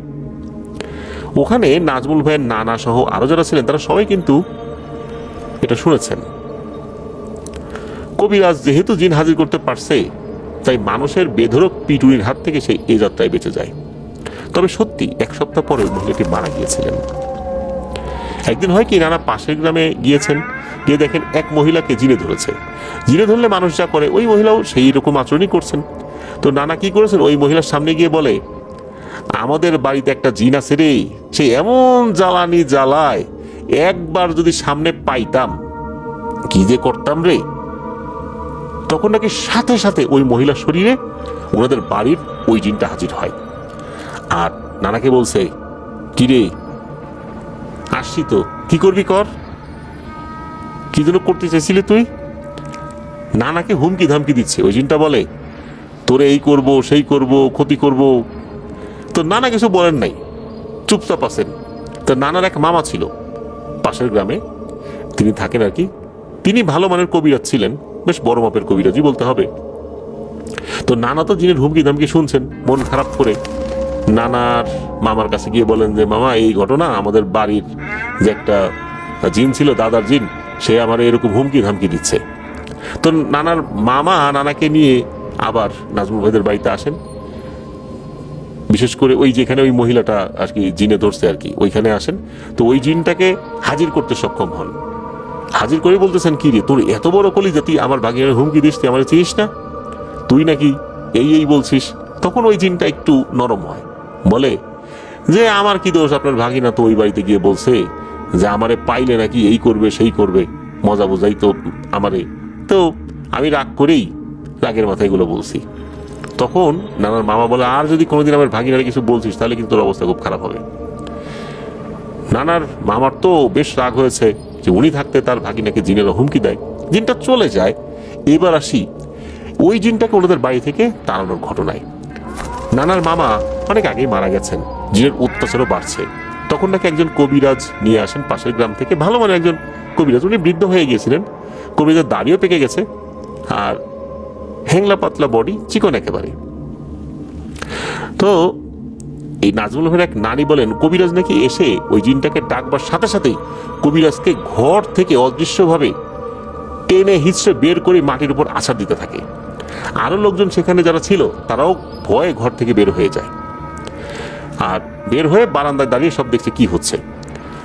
সবাই দেখে কবিরাজ অদৃশ্য কারোর সাথে মারামারি করছে। একবার কবিরাজ কাউকে আছাড় দিয়ে নিচে ফেলে, আবার কবিরাজকে আছাড় দিয়ে নিচে ফেলে। মনে হচ্ছে দুইজন ব্যক্তি কুস্তি করছে, একজনকে দেখা যাচ্ছে আর একজনকে দেখা যাচ্ছে না। এভাবেই নাকি অনেক সময় ধরে দুইজনের মধ্যে কুস্তি হয়। সবাই একটা জিনিস দেখে খুবই অবাক হয়, এই চিকন হ্যাংলা পাতলা বৃদ্ধ একটা মানুষ, যার দাড়ি পর্যন্ত পেকে গেছে, অদৃশ্য কেউ তাকে আছাড় দিয়ে ফেলে দিচ্ছে, এত সময় ধরে কুস্তি করছে, অথচ তার কিছুই হচ্ছে না, তার শক্তিও কমছে না। এভাবে দীর্ঘ সময় ধরে কুস্তি করতে করতে একটা সময় নাকি এই কুস্তি করতে করতে বাড়ির পেছন দিকে চলে গেছে। তখন নাকি সবাই ঘর থেকে বের হয়ে দূর থেকে দেখে যে তারা দুজন তখনও কুস্তি করছে। এখন জিনকে তো দেখতে পাচ্ছে না, কবিরাজ যেন কাকে আছাড় দেয়, আবার কে যেন কবিরাজকে আছাড় দেয়, এইভাবেই চলছে। রাত তখন প্রায় 3:30 বাজে। এমন সময় সবাই শুনতে পায়, উপস্থিত যারা ছিল সবাই শুনতে পায়, কেউ যেন গম্ভীর কণ্ঠে কবিরাজকে বলছে, আরে আমারে ছেড়ে দে, 7টা মহিষ দিয়ে আমি চলে যাব। সবাই দেখছে যে কবিরাজ এমন ভাবে ওইটাকে ধরছে। মাঝে মাঝে কুস্তিতে আমরা দেখি না যে কুস্তিতে কোনো একজনকে এমন ভাবে হাত পা পেঁচিয়ে মানে কেচি কলের মতো এমন ভাবে ধরে সে আর নড়তে পারে না। মনে হচ্ছে কবিরাজ ওইভাবে কাউকে ধরেছে, কিন্তু কাকে ধরেছে সেটা দেখা যাচ্ছে না। খালি চিৎকার করে বলছে, আমাকে ছেড়ে দে, 7টা মহিষ দিয়ে আমি চলে যাব। আর কবিরাজ বলে, তোরে ছাড়বো? এই বাড়িতে এতগুলো বাচ্চা মারা গেছে, এর কারণ কি? এখানে একটা কথা বলে রাখা ভালো, এই বাড়িতে অনেকগুলো বাচ্চা মারা গেছে, তার মধ্যে এই নাজমুল ভাইয়ের বোনও আছে, তার মামা মারা গেছে। তো ওই জিনিসটা স্বীকার করে, এই বাড়িতে যতগুলো মানুষ মারা গেছে এর অধিকাংশই তার কারণেই হয়েছে।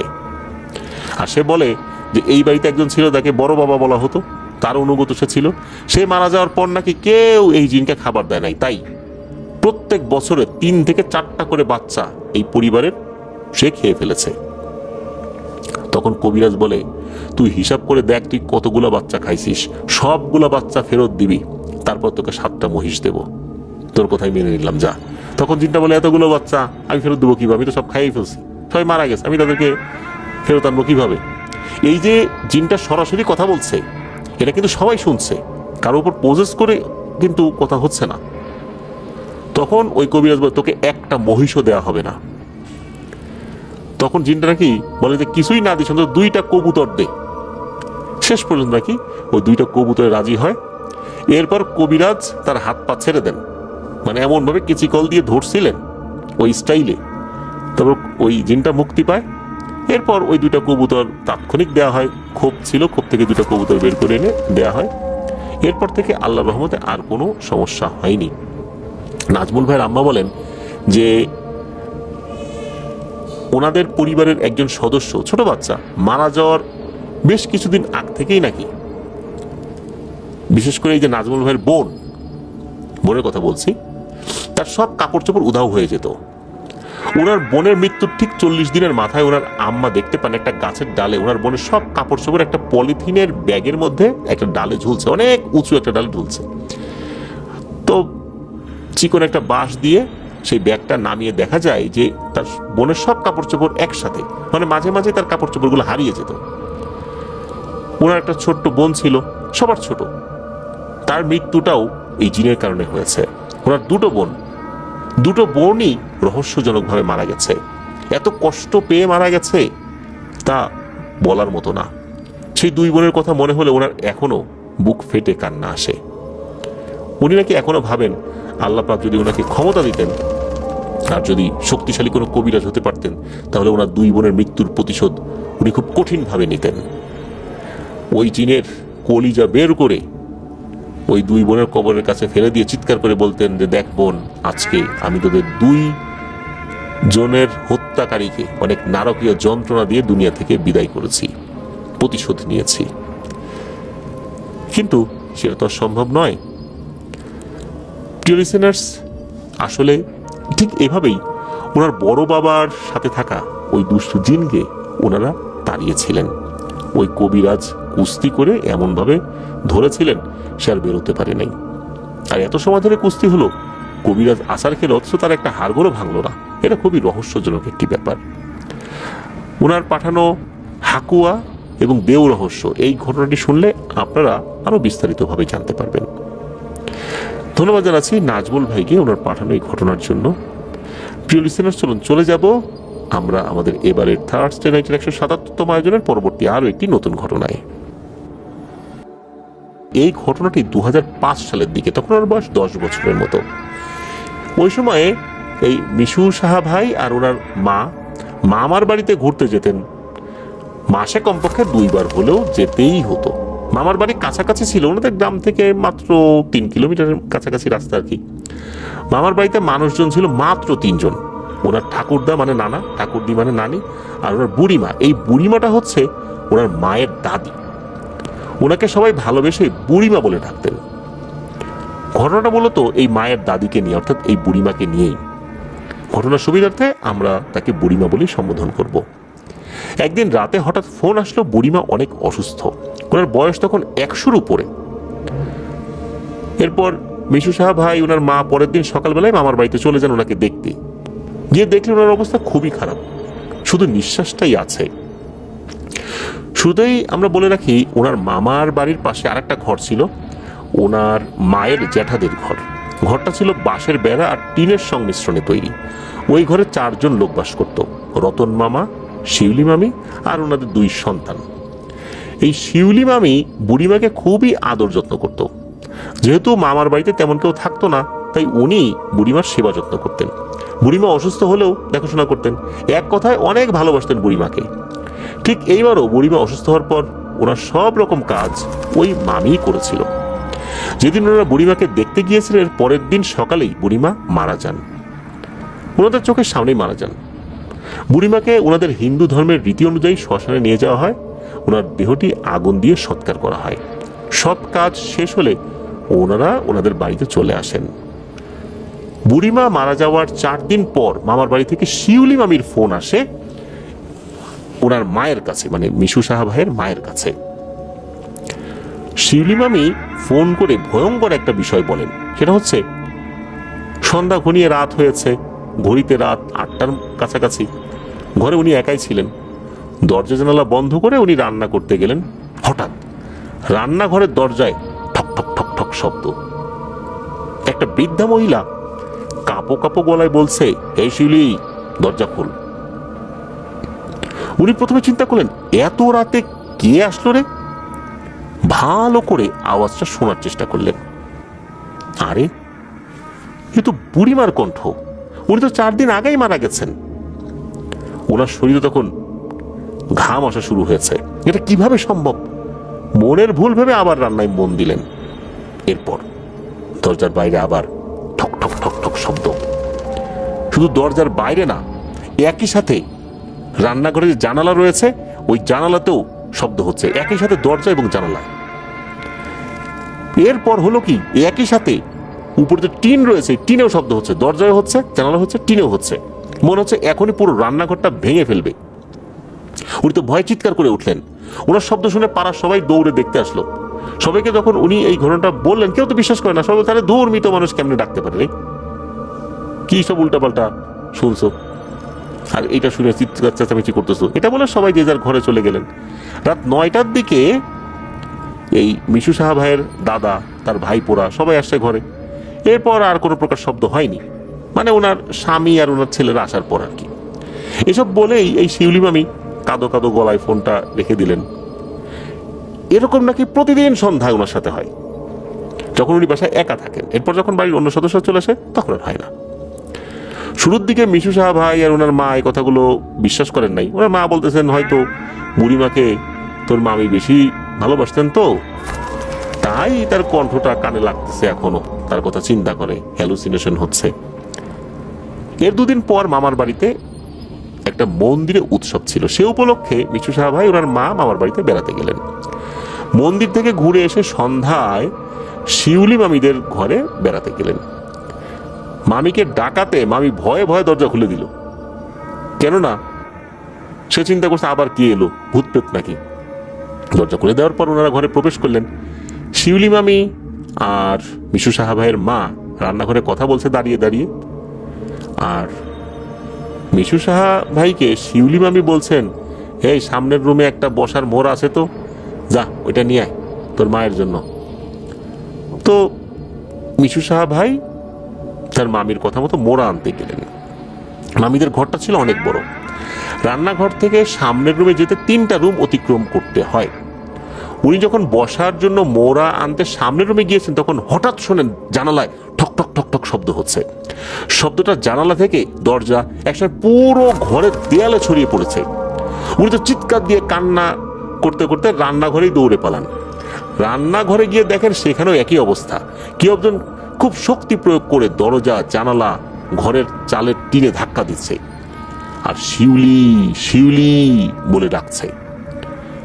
মিশু সাহা ভাই ওনার মা এসব দেখে তো মারাত্মক ভয় পেয়ে যান। শিউলি মামির কথা যে সত্যি এটা বোঝার আর ওনাদের বাকি রইল না। এরকম 10 মিনিটের মতো শব্দ হওয়ার পর হঠাৎ করে চারদিক একদম ঠান্ডা হয়ে গেল, শুনশান নীরবতা, পরিবেশটা আগের মতো হয়ে গেল। কিন্তু রাত 1টা থেকে শুরু হলো আবার সমস্যা।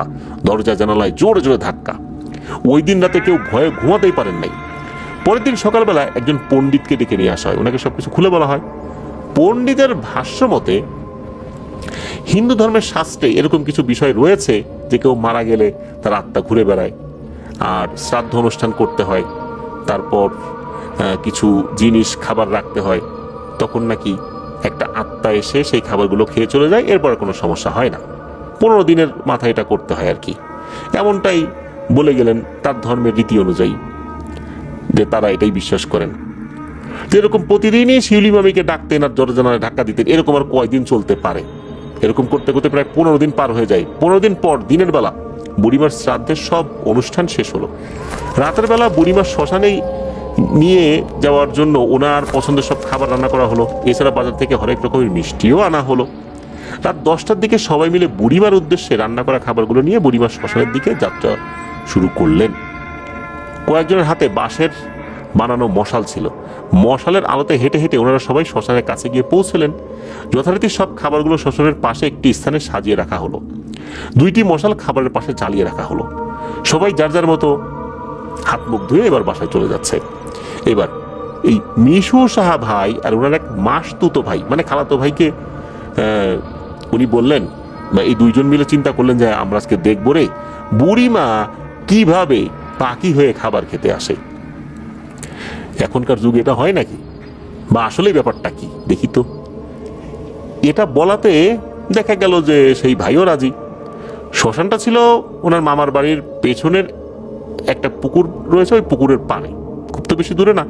তো উনি আর ওনার সেই ভাই পুকুর পাড়ে একটা গাছের নিচে আড়ালে দাঁড়িয়ে রইলেন, কখন বুড়িমা খেতে আসবে সেটা দেখার অপেক্ষায়। প্রায় 30 মিনিট দাঁড়িয়ে থাকার পর হঠাৎ দেখেন শ্মশানের পাশের বাঁশঝাড় থেকে কুকুর টাইপের কিছু একটা, এটা কি কুকুর, শেয়াল না অন্য কিছু, এটা দূর থেকে ওভাবে বোঝা যাচ্ছে না, তবে মনে হচ্ছে কুকুর টাইপের কিছু একটা, এটা বের হয়ে শ্মশানের দিকে যাচ্ছে। তখন মশালগুলি নিভু নিভু অবস্থায় চলে এসেছে প্রায়। মশালের হালকা আলোতে ওনারা দেখলেন ভয়ঙ্কর একটা ব্যাপার। কুকুর টাইপের ওই প্রাণীটি শ্মশানের পাশে রাখা খাবার থেকে কিছুটা দূরে গিয়ে বসলো। প্রাণীটা এদিক ওদিক তাকালো কয়েকবার। হঠাৎ দেখলেন প্রাণীটা তার সামনের 2টো পা প্রসারিত করে শ্মশানে রাখা খাবারের দিকে এগিয়ে নিচ্ছে। এটা দেখে ওরা খুব ভয় পেয়েছিলেন, কারণ মনে হচ্ছে মানুষ 2 হাত দিয়ে কোনো কিছু যেভাবে ধরে ওইভাবে ধরলো। তখন শ্মশানের মশালগুলি প্রায় নিভে গেছে। চাঁদনি আলো ছিল, আর হালকা নিভু নিভু আলোয় যতটুকু ওনারা দেখতে পাচ্ছিলেন তাতে বোঝা যাচ্ছিল ওই প্রাণীটা তার সামনের 2টো হাত লম্বা করে দিয়ে ওই এক একটা খাবারের প্লেট বা যে ঝুড়ি যেটা ছিল ওটা ধরছে, আর নিমিষের মধ্যেই সেই খাবারগুলো খেয়ে ফেলছে। প্রায় 5 মিনিট ধরে সবগুলো খেলো, এরপর আবার যেভাবে এসেছিল সেভাবেই ওই শ্মশানের পাশের বাঁশঝাড়ের ভিতরে চলে গেল। এই কথা ওই সময় ওনারা কাউকে বলেন নাই, শুনলে বকা দিবে যে তোরা ওখানে বসেছিলি কেন। পরের দিন কৌতূহলবশত উনি আর ওনার সেই ভাই শ্মশানে গেলেন, যে আসলে কি ওনারা যেটা দেখেছেন ঠিক দেখেছেন। গিয়ে দেখলেন ওখানে কোনো খাবারই অবশিষ্ট ছিল না। প্রায় 50 রকমের খাবার দেওয়া হয়েছিল। এতটুকু একটা ছোট প্রাণীর পক্ষে এত অল্প সময়ে খাবারগুলি খাওয়া কিভাবে সম্ভব? তবে এরপর থেকে নাকি আর কোনো সমস্যা হয়নি। এটাই ছিল ওনার দেখা একটি ঘটনা। প্রিয় লিসেনার্স, এরকম কিন্তু হয় না এটা বলবো না, এক একটা ধর্মের বিশ্বাস এক এক রকম। তবে অনেক সময় দেখা যায় যে কিছু দুষ্টু জিনেরা এভাবে এসে আতঙ্ক সৃষ্টি করে। এরা যখন ভোগ পায় তখন চলে যায়, মূলত এই ভোগের জন্যই এই কাজগুলো করে থাকে। তবে এই হিন্দু ধর্মের এই বিশ্বাসটা রয়েছে যে মৃত্যুর পরে 15 দিনের মাথায় শ্রাদ্ধ অনুষ্ঠান করতে হবে, তার পছন্দের খাবারগুলো এভাবে দিয়ে আসতে হবে, এরপর সে পাখি হয়ে বা অন্য কোনো প্রাণী হয়ে সেই খাবারগুলো খেয়ে একদম চলে যায়, আর কখনোই ফেরত আসে না, তার আত্মাও মুক্তি পেয়ে যায়। এটা তাদের ধর্মের বিশ্বাস।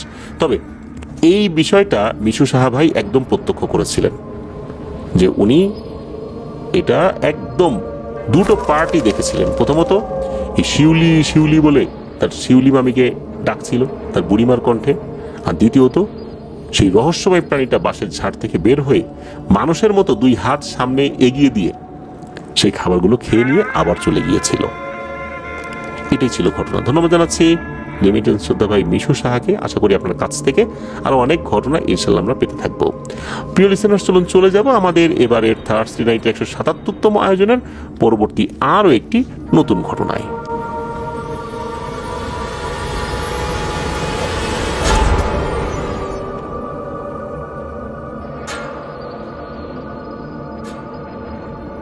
প্রিয় লিসেনার্স, এবারের ঘটনাটি আমাদেরকে যিনি পাঠিয়েছেন তার নাম মেহেদী হাসান।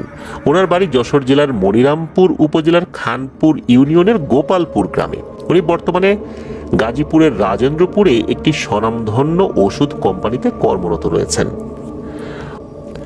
উনি ঘটনা শুরু করার আগে কয়েকটি কথা জানিয়েছেন ওনার নিজের সম্পর্কে, যে ছোটবেলা থেকে অনেক কষ্টে বড় হয়েছেন। মাত্র 5 বছর বয়সে উনি ওনার মাকে হারিয়েছেন। নিজে লেখাপড়ার খরচ গুছিয়েছেন, লেখাপড়া করেছেন। গাজীপুরে ওনার মেজো খালার সান্নিধ্যে এসে ওষুধ কোম্পানিতে চাকরির পাশাপাশি আবার লেখাপড়াও করেছেন। লেখাপড়ার শেষের দিকে এসে আল্লাহর ইচ্ছায় উনি বিয়ে করেছেন। বিয়ে করার পর তার ওয়াইফকে নিয়ে আসার জন্য একটা ভালো ফ্যামিলি বাসা খুঁজতে থাকেন। অল্প কিছুদিন খোঁজার পর পেয়েও গেলেন। মাসের 1 তারিখে রুমে উনি একাই উঠেছেন। সবকিছু তো গোছগাছ করতে হবে, নতুন বাসা, সবকিছু অল্প কিছুদিনের মধ্যে গোছগাছ করে নিলেন, যাতে করে ওনার ওয়াইফকে নিয়ে আসার পর ওনার ওয়াইফ কোনো সমস্যা ফেস না করে। রুমের বর্ণনাটা উনি দিয়েছেন, এই রুমে বসেই আমাদেরকে কিন্তু ঘটনা লিখে পাঠিয়েছেন। রুমটা হচ্ছে নিচের তলা, 2 তলা ফাউন্ডেশনের একটা বাড়ি। উপরের তলায় মালিক থাকে, আর নিচে 6টা রুম রয়েছে। এই 6টা রুম ভাড়া দেওয়া রয়েছে। আর এই 6টা রুমের মধ্যে সামনের দিকের যেই রুমটা, এই রুমটা উনি নিয়েছেন।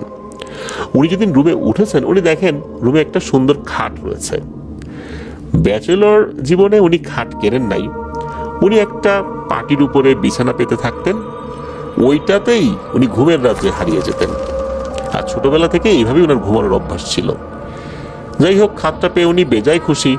আর ওনার বাড়িওয়ালা বললেন, যতদিন আমার না লাগে তুমি এটা ব্যবহার করো। তো উনি তো মনে মনে মুচকি হাসলেন যে নতুন বউ আনবেন, খাটটা পেয়ে ভালোই হলো। তার তো এবার ফ্লোরিং করার অভ্যাস নাও থাকতে পারে, যদি সমস্যা হয় তখন আর একটা খাট কিনতে হবে। তখন আর একটা খাট কিনতে গেলেও তো আরো টাকা পয়সা খরচ হবে, এটা ঝামেলা। তো এমনি ফ্রিতে ব্যবহার করার জন্য একটা পাওয়া যাচ্ছে, মন্দ কি। উনি 1 মাস ওই বাসায় থাকলেন। টুকিটাকি আরো যে সমস্ত জিনিসগুলো কেনার দরকার ছিল, ওনার ওয়াইফের সাথে ফোনে পরামর্শ করে সেই জিনিসগুলো আস্তে আস্তে গুছিয়েছেন। এরপর 1 মাস পর ছুটি নিয়ে বাড়িতে গেলেন ওনার ওয়াইফকে আনার উদ্দেশ্যে। নিয়েও আসলেন। আস্তে আস্তে অনেক রাত হয়ে যায়। আল্লাহর রহমতে আসার পথে কোনো সমস্যা ফেস করেননি। কয়েকটা দিন ভালোই গেল। হঠাৎ করে সকালবেলা ওনার ওয়াইফের পেটে প্রচন্ড ব্যথা, এত ব্যথা যে উনি ছটফট করছে, মনে হচ্ছে এখনই উনি জ্ঞান হারিয়ে ফেলবেন। কিছুই খেতে পারছেন না। ওইভাবে দিন চলে গেল, রাত নামলো, তীব্র ব্যথা, ব্যথা কমার কোনো নামগন্ধই নাই।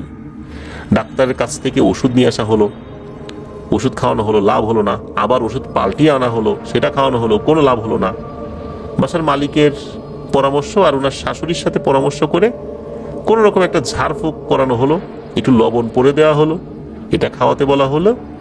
এটা খাওয়ানোর পর কিছু সময় মনে হলো একটু কমে গেছে। এরপর আবার একই সমস্যা। ওই খাটেই শুয়ে আছেন, খাটেই গড়াগড়ি করছেন, ব্যথায় কাতরাচ্ছেন, কিন্তু পেট ব্যথা কমে না। এদিকে মেহেদী হাসান ভাই যে কি করবেন উনি বুঝতে পারছেন না। এদিকে ওনার ওয়াইফ ছটফট করছেন যন্ত্রণায়, আর এই কারণে উনিও ঘুমাতে পারছেন না। সারা রাত ওভাবেই কেটে যায়, দুজনের কারোরই ঘুম নাই। মাঝে মাঝে মেহেদী হাসান ভাই একটু গরম পানি করে দিচ্ছেন, খাওয়াচ্ছেন, একটু পেটে সেক দিচ্ছেন, কিন্তু কোনো লাভ হচ্ছে না। ভোরের দিকে ওনার ওয়াইফের একটু ঘুম আসে, ওনারও চোখ লেগে আসে। কতক্ষণ ঘুমিয়েছেন জানেন না, তবে সেটা অল্প সময়ই হবে। সকালে আবার একই অবস্থা, খুবই অল্প সময় ঘুমিয়েছেন। তখন মেহেদী হাসান ভাই সিদ্ধান্ত নিলেন দ্রুত বাড়িতে নিয়ে যাবেন। তখন সকাল 7টায় টিকিট কাউন্টারে ফোন করে 2টা টিকিট ওনারা বুকিং দিলেন। এদিকে ব্যথা কমার কিন্তু কোনো লক্ষণ দেখা যাচ্ছে না। রাত 8টা নাগাদ গাড়ি ছাড়লো, 8টা না, সকাল 8টা নাগাদ গাড়ি ছাড়লো। গাজীপুর থেকে যশোরে পৌঁছাতে কিন্তু 7 ঘন্টা প্লাস লাগে। সারা রাস্তা ওনার ওয়াইফ পেটে হাত দিয়ে আল্লাহ আল্লাহ করতে করতে গেছেন, যে কি যে কষ্ট পেয়েছেন। গাড়িতে যখন ঝাঁকি লাগে ওনার ব্যথা বাড়তে থাকে। এদিকে মেহেদী হাসান ভাইও অনেক ক্লান্ত হয়ে গেছেন। কেন এমনটা হলো কিছুতেই বুঝতে পারছেন না। সন্ধ্যার একটু আগে উনি ওনার শ্বশুর বাড়িতে পৌঁছান।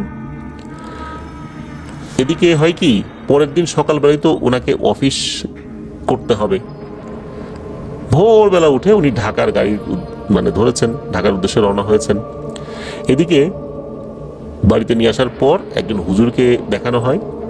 হুজুরের কাছ থেকে যখন পানি পড়া খাওয়ানো হয়, অদ্ভুত ব্যাপার, ওনার ব্যথা আস্তে আস্তে কমতে থাকে। কড়া ওষুধেও ব্যথা কমেনি, অথচ হুজুরের দেয়া পানি পড়ায় আস্তে আস্তে ব্যথা কমতে থাকে। তো হুজুর জানালেন যে কোনো একটা কারণে নাকি উনি ভয় পেয়েছিলেন, আর ভয় যেদিন পেয়েছেন তার পরের দিন সন্ধ্যা থেকেই এই ব্যথা শুরু হয়েছে।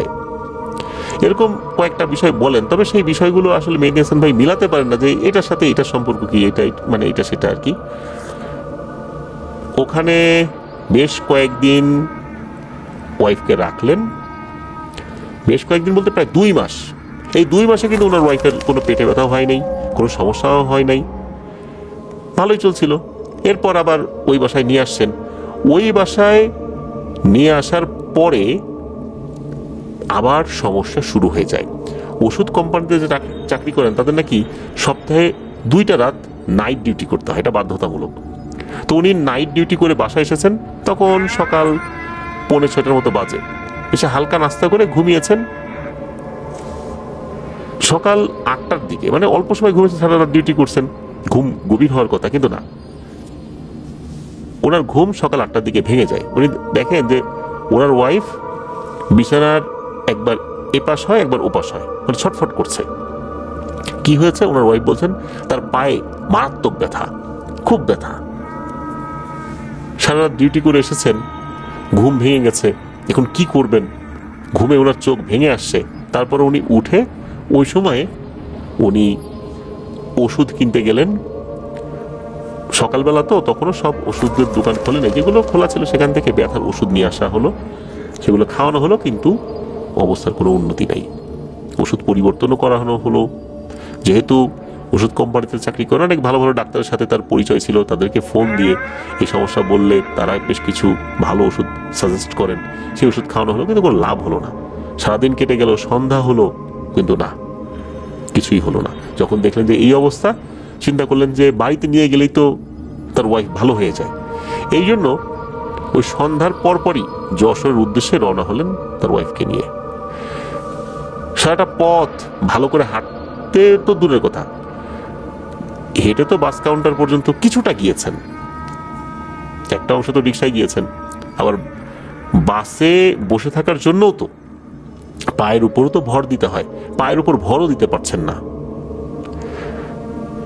খুব কষ্ট পেয়েছেন, পাটা একদম ফুলে গেছে। সারা রাত অনেক কষ্ট করে সকালবেলা বাসায় পৌঁছালেন। এরপর আবার সেই হুজুরের কাছ থেকে পানি পড়া খাওয়ানো হলো। আল্লাহর রহমতে একদম ম্যাজিকের মতো সবকিছু ঠিকঠাক হয়ে গেল। সমস্যাটা আসলে কি? হুজুর তেমন কিছু বললেন না। হুজুর বললেন যে আচ্ছা, আপনার যেখানে ঘুমান ওখানে কিন্তু কোনো খাট আছে নাকি? তখন উনি বললেন হ্যাঁ, একটা খাট তো আছে, বাড়ির মালিক এই খাটটা আমাকে দিছে ব্যবহার করার জন্য, তো ওখানেই তো আমরা ঘুমাই। হুজুর বললেন যে অনতি বিলম্বে ওই খাট ঘর থেকে বাইরে বের করেন, ওই খাটটা সরান। আর কিছু বলেন নাই। মেহেদী হাসান ভাই আবার ওই বাসায় ফেরত এসে, গাজীপুরে ফেরত এসে মালিককে বলে ওই খাটটা রুম থেকে বের করে মালিককে বুঝিয়ে দেন। আল্লাহর রহমতে আর কোনো সমস্যা হয় নাই।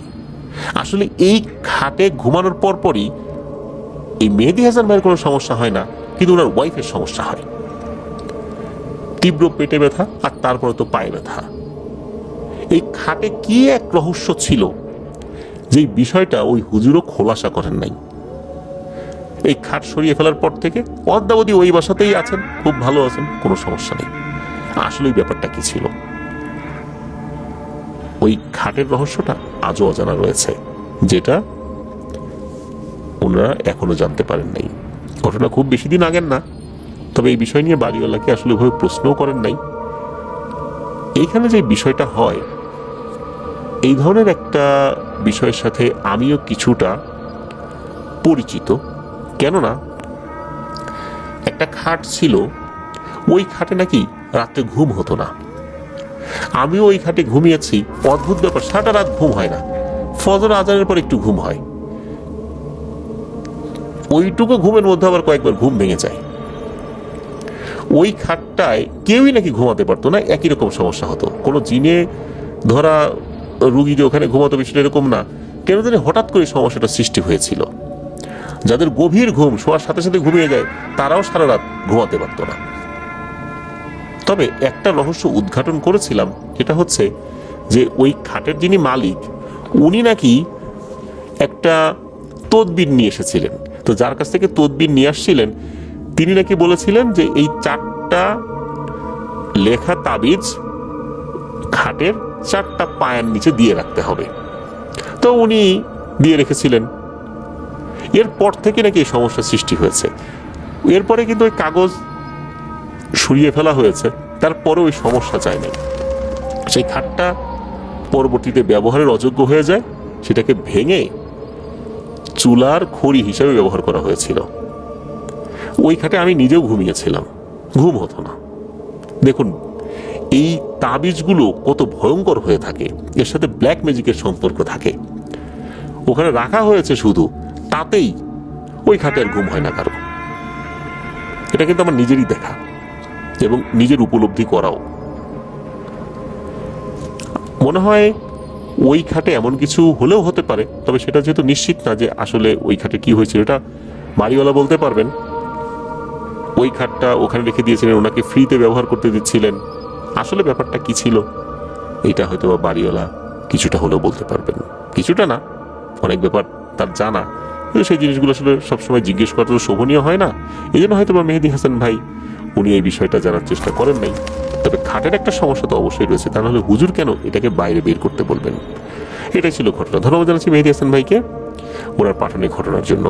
প্রিয় লিসেনার্স, চলে যাব আমাদের এবারের থার্সডে নাইটের 177তম আয়োজনের পরবর্তী আরো একটি নতুন ঘটনায়। এই তাহের ভাইয়ের বাড়ি মাগুরা জেলার কোন একটা জায়গায়। ঘটনাটি ওনার সাথে 2012 কি 13 সালের দিকে ঘটেছিল। পারিবারিকভাবে আগে থেকে ওনারা কাপড়ের ব্যবসার সাথে যুক্ত ছিলেন। উনিও এই কাপড়ের ব্যবসাই করছেন। তো শাড়ি কাপড় বা অন্যান্য কাপড় মাগুরা থেকে দেশের বিভিন্ন জায়গায় গিয়ে উনি বিক্রি করতেন। যখন বের হতেন 1 সপ্তাহ বা 15 দিন পর উনি বাড়িতে ফেরত আসতেন। মাঝে মাঝে আগেও আসতেন, এটা নির্ভর করে ব্যবসা কেমন চলছে, কেমন ব্যস্ততা তার উপরে। একদিন তাহের ভাই কাপড় বিক্রি করে বাড়ি আসতে আসতে অনেক রাত করে ফেলেন। উনি গাড়ি থেকে নামেন, তারপর এলাকার একটি বাজারে গিয়েছেন। অনেক রাত হওয়ার কারণে বাজারে কোনো লোকজন নেই। গ্রামের বাজার, এত রাতে কেউ না থাকাটাই স্বাভাবিক। কি করবেন ভেবে পাচ্ছেন না, গাড়িও নাই, রিক্সাও নাই, এখন করণীয় কি? ওই সময়ে বাজারের একজন পাহারাদারের সাথে তার দেখা হয়। এই পাহারাদার আবার তার বাড়ির কাছেরই একজন মানুষ। পাহারাদারকে উনি ছোটবেলা থেকেই চেনেন। তো পাহারাদার সাথে যখন দেখা হয়, তখন পাহারাদার তাহের ভাইকে বলেন যে, এই এত রাত করছো কেন? যাও যাও যাও, দেরি করো না, বাড়ি যাও বাড়ি যাও বাড়ি যাও। আরে বাড়ি যাবে কিভাবে, গাড়ি তো নাই। এখন এই সমস্ত বিষয়ে কোনো কিছু না বলে বলছেন তাড়াতাড়ি বাড়ি যাও বাড়ি যাও। মানে বাড়িতে পাঠানোর জন্য তার ব্যতিব্যস্ততা দেখে তাহের ভাই নিজেই অবাক। কই বলবেন যে একটু বসো, একটু কথা বলি, দেখি কোনো গাড়িটারি আসে কিনা বা কোনো লোকজন আসে কিনা, তার সাথে তোমাকে ধরাই দেই, যাও।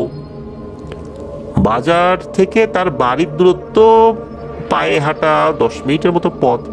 তারপরও তাহের ভাই ভয় পাচ্ছিলেন, অনেক রাত হয়ে গেছে, একা একা। পাহাড়দার বলছেন, যারা দূর, তোমরা ইয়াং মানুষ, এত ভয় পেলে চলে নাকি, যাও যাও বাড়ি যাও, কিচ্ছু হবে না। তো তাহের ভাই এই আচরণগুলো স্বাভাবিকভাবে নিয়েছেন, ওরকম কিছু মনে করেন নাই। কারণ পাহারাদার মানুষ, ওনার তো ঘুরে ঘুরে ডিউটি করতে হবে। তাহের ভাইয়ের সাথে যদি গল্প গুজব করেন, ওই সাইডে অন্য জায়গায় যদি চোর এসে চুরি করা শুরু করে, তাহলে এই জবাবদিহিতা তো ওই পাহারাদারকেই করতে হবে। এই জন্য হতে পারে যে ওই পাহারাদার একটু তাড়াহুড়াই করেছিলেন। তো তাহের ভাই রওনা দিয়েছেন, হাঁটাহাঁটি শুরু করেছেন। উনি যখন হাঁটা দিয়েছেন, ওনার বাড়িতে যাবার পথে বেশ ঝোপঝাড় পড়ে, বড় বড় দুটো পুকুরও পড়ে। উনি বাড়ির দিকে যাচ্ছেন, এমন সময় তার পেছনে কারো আসার শব্দ শুনতে পান। তাকিয়ে দেখেন একটা বিড়াল। বিড়ালটি তার পেছনে পেছনে হেঁটে আসছে। বিড়াল সাধারণত হাঁটলে শব্দ হয় না, তবে ওই বিড়ালটি শুকনো কোনো কিছুর উপরে পা দিয়ে আসছিল, ওইটাই কিছু খসখস শব্দ হচ্ছিল। বিড়াল যে হেঁটে আসছে, অন্ধকারে তার চোখগুলো জলজল করছিল। সাধারণত অন্ধকারে চোখ জলজল করার কথা না, যদি না চোখের উপর সামান্য আলো না পড়ে, কিন্তু ওটা এমনি জলজল করছিল। একটু পরে আবার খেয়াল করেন, আরে এটা তো বিড়াল না, মাত্রই না বিড়াল দেখলাম, এখন তো দেখতেছি এটা একটা কুকুর। এবার তাহের ভাইয়ের মনে একটু সন্দেহ লাগে যে আসলে কি এটা স্বাভাবিক কিছু হচ্ছে। উনি যদিও বা সিগারেট খুব একটা খেতেন না, কিন্তু তার সাথে সিগারেটের একটা প্যাকেট আর একটা লাইটার সবসময় থাকতো। ওই সময় দ্রুত উনি সিগারেটটি ধরিয়ে ফেলেন, টানছেন। চোখের পলকে ওই কুকুরটি মনে হলো একটা সাদা সুন্দর ঘোড়াতে পরিণত হলো। এবার তো তাহের ভাই মারাত্মক ভয় পেয়েছেন, আল্লাহর নাম নিয়ে দিয়েছেন এক দৌড়।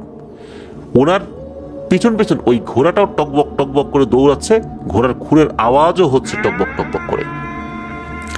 তাহের ভাই খেয়াল করলেন যে ওনার বাড়ির যতটুকু পথ, এই পথ উনি দৌড়াচ্ছেন, কিন্তু রাস্তা শেষ হচ্ছে না। তখন তো বাড়িতে চলে আসার কথা।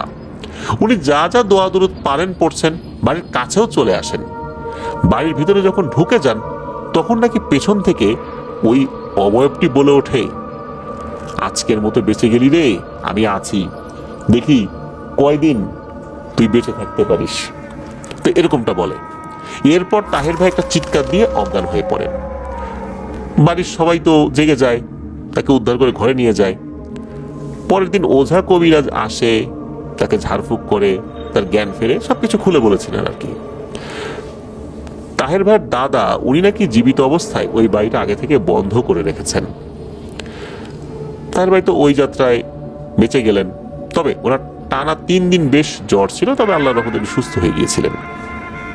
সুস্থ হওয়ার পর উনি বাজারে গিয়েছেন কোন একটা দরকারে। যাওয়ার পর ওই পাহারাদারের সাথে তার দেখা হয়।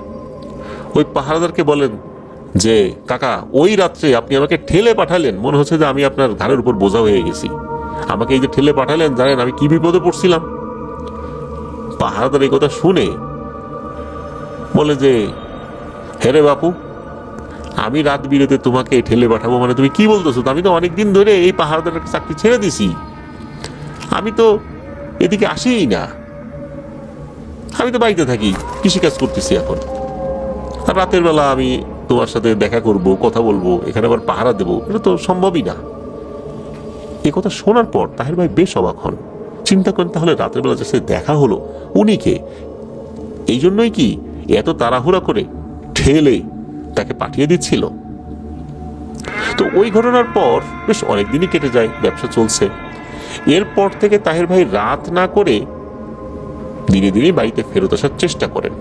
যদি বেশি রাত হয়েই যায়, তাহলে ওই রাতটা অন্য কোথাও কাটিয়ে তারপরে বাসায় ফেরেন। তবে সব দিন তো একরকম হয় না। একদিন হয় কি, তাড়াতাড়ি বাড়ি ফেরার নিয়েতেই বের হয়েছিলেন, তবে কিছুটা দেরি হয়েই যায়। উনি আর ওই রাত্রে অন্য কোথাও থাকার বন্দোবস্ত করতে পারেন নাই। তো ওই যে যেই বাজারে প্রথম রাত্রে এসে একটা ভয়ের একটা প্রেক্ষাপট তৈরি হয়েছিল, ওই বাজারে আসতেই দেখেন একটা ভ্যান গাড়িতে গামছা মুখে পেঁচিয়ে একটা লোক ভ্যানের সিটের উপর বসে আছে, মানে ড্রাইভিং সিটে বসে আছে। তাহের ভাইকে দেখে বলেন, আরে তাহের ভাই না, চলেন চলেন, ওঠেন, আপনি আমার লাস্ট কাস্টমার, উঠে পড়েন। তার কণ্ঠস্বর শুনে পরিচিত বলে মনে না হলেও তাহের ভাই চিন্তা করলেন তার এলাকারই কেউ হবে, তাকে চেনে। আর যেহেতু উনি কাপড়ের ব্যবসা করে, অনেকেই তাকে চেনে। তাহের ভাই আর কথাবার্তা না বাড়িয়ে ভ্যানের সামনের দিকটাতে উঠে পড়লেন। উঠে পড়ে বললেন যে, তোমার ভাড়া কত দিতে হবে? তো ভ্যানওয়ালা এত কম ভাড়া বললো যে তাহের ভাই আর কিছু না ভেবেই উঠে পড়েন। খুশিও হয়েছেন যে এত রাত্রে তো গাড়ি থাকার কথা না, পেয়ে গেলাম, ভালোই হলো। তো গাড়িতে বসতেই এই ভ্যান চালক খুব আস্তে আস্তে ভ্যান চালাচ্ছে, মনে হচ্ছে এমন ভাবে ভ্যান চালাচ্ছে এর থেকে কচ্ছপের পিঠে উঠলেই ভালো হতো। রাত তো শেষ হবেই, তার এইটুকু পথ বাড়িতে যেতে হয়তো দুপুরও হয়ে যেতে পারে, এমন মনে হচ্ছে তার কাছে, মানে এত আস্তে আস্তে চালাচ্ছে। তাহের ভাই ওই ভ্যান চালককে বললেন যে, কি ব্যাপার ভাই, এত আস্তে আস্তে যাচ্ছ কেন? কোনো সমস্যা নাকি? নাকি ভ্যানের সমস্যা না তোমার সমস্যা? ঘটনা কি, এইভাবে চালাচ্ছ কেন?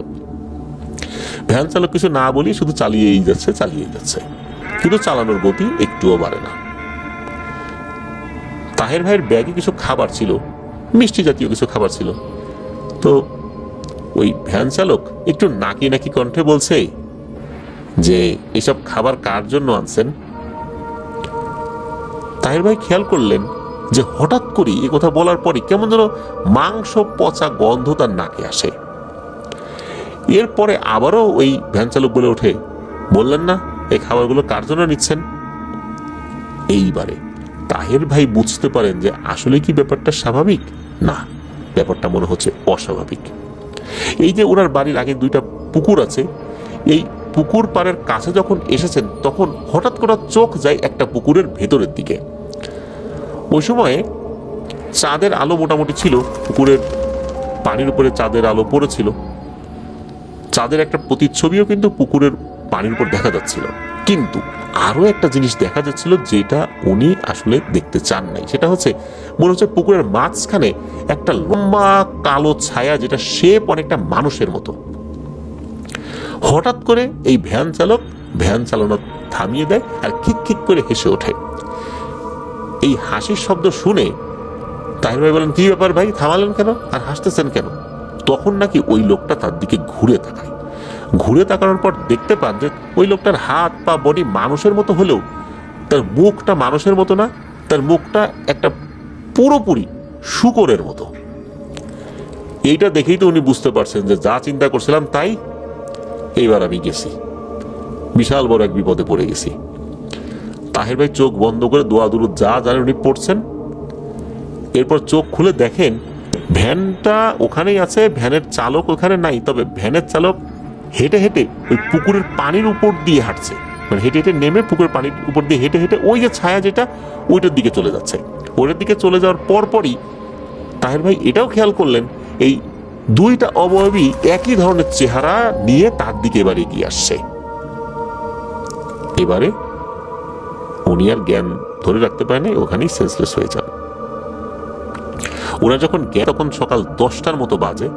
উনি দেখেন আশেপাশে যে লোকগুলো আছে তাদেরকে হয়তো বা চেনা চেনা লাগছে, পরিপূর্ণভাবে চেনেন না। উনি জিজ্ঞেস করলেন যে উনি কোথায়। পরে লোকজন বলেন যে আপনি একটা মসজিদের বারান্দায় আছেন, আর মসজিদের নামটাও বলেন, মসজিদটা কোন এলাকায় এটা বলেন।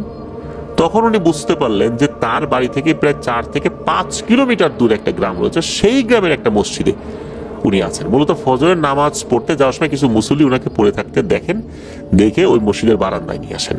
তারা তাকে জ্ঞান ফেরানোর চেষ্টা করেছিলেন, অনেক চেষ্টার পর সকাল 10টার দিকে তার জ্ঞান ফিরেছে।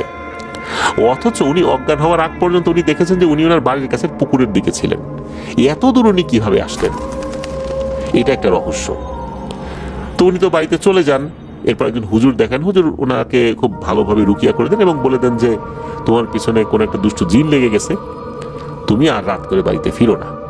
এরপর থেকে উনি আসলে ওনার রাত করে বাড়িতে ফেরার যেই একটা সম্ভাবনা যেখানে তৈরি হতো, সেই কাজে উনি যেতেন না।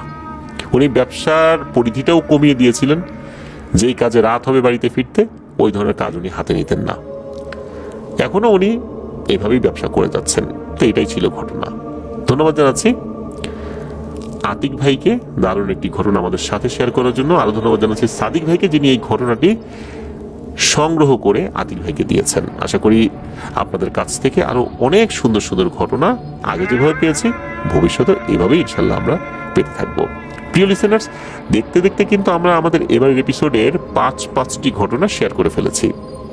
এখন চলে যাব আমাদের এবারের এপিসোডের 6ষ্ঠ এবং শেষ ঘটনায়। চলুন শুনে আসি আমাদের এবারের থার্সডে নাইটের 177তম এপিসোডের 6ষ্ঠ এবং শেষ ঘটনা।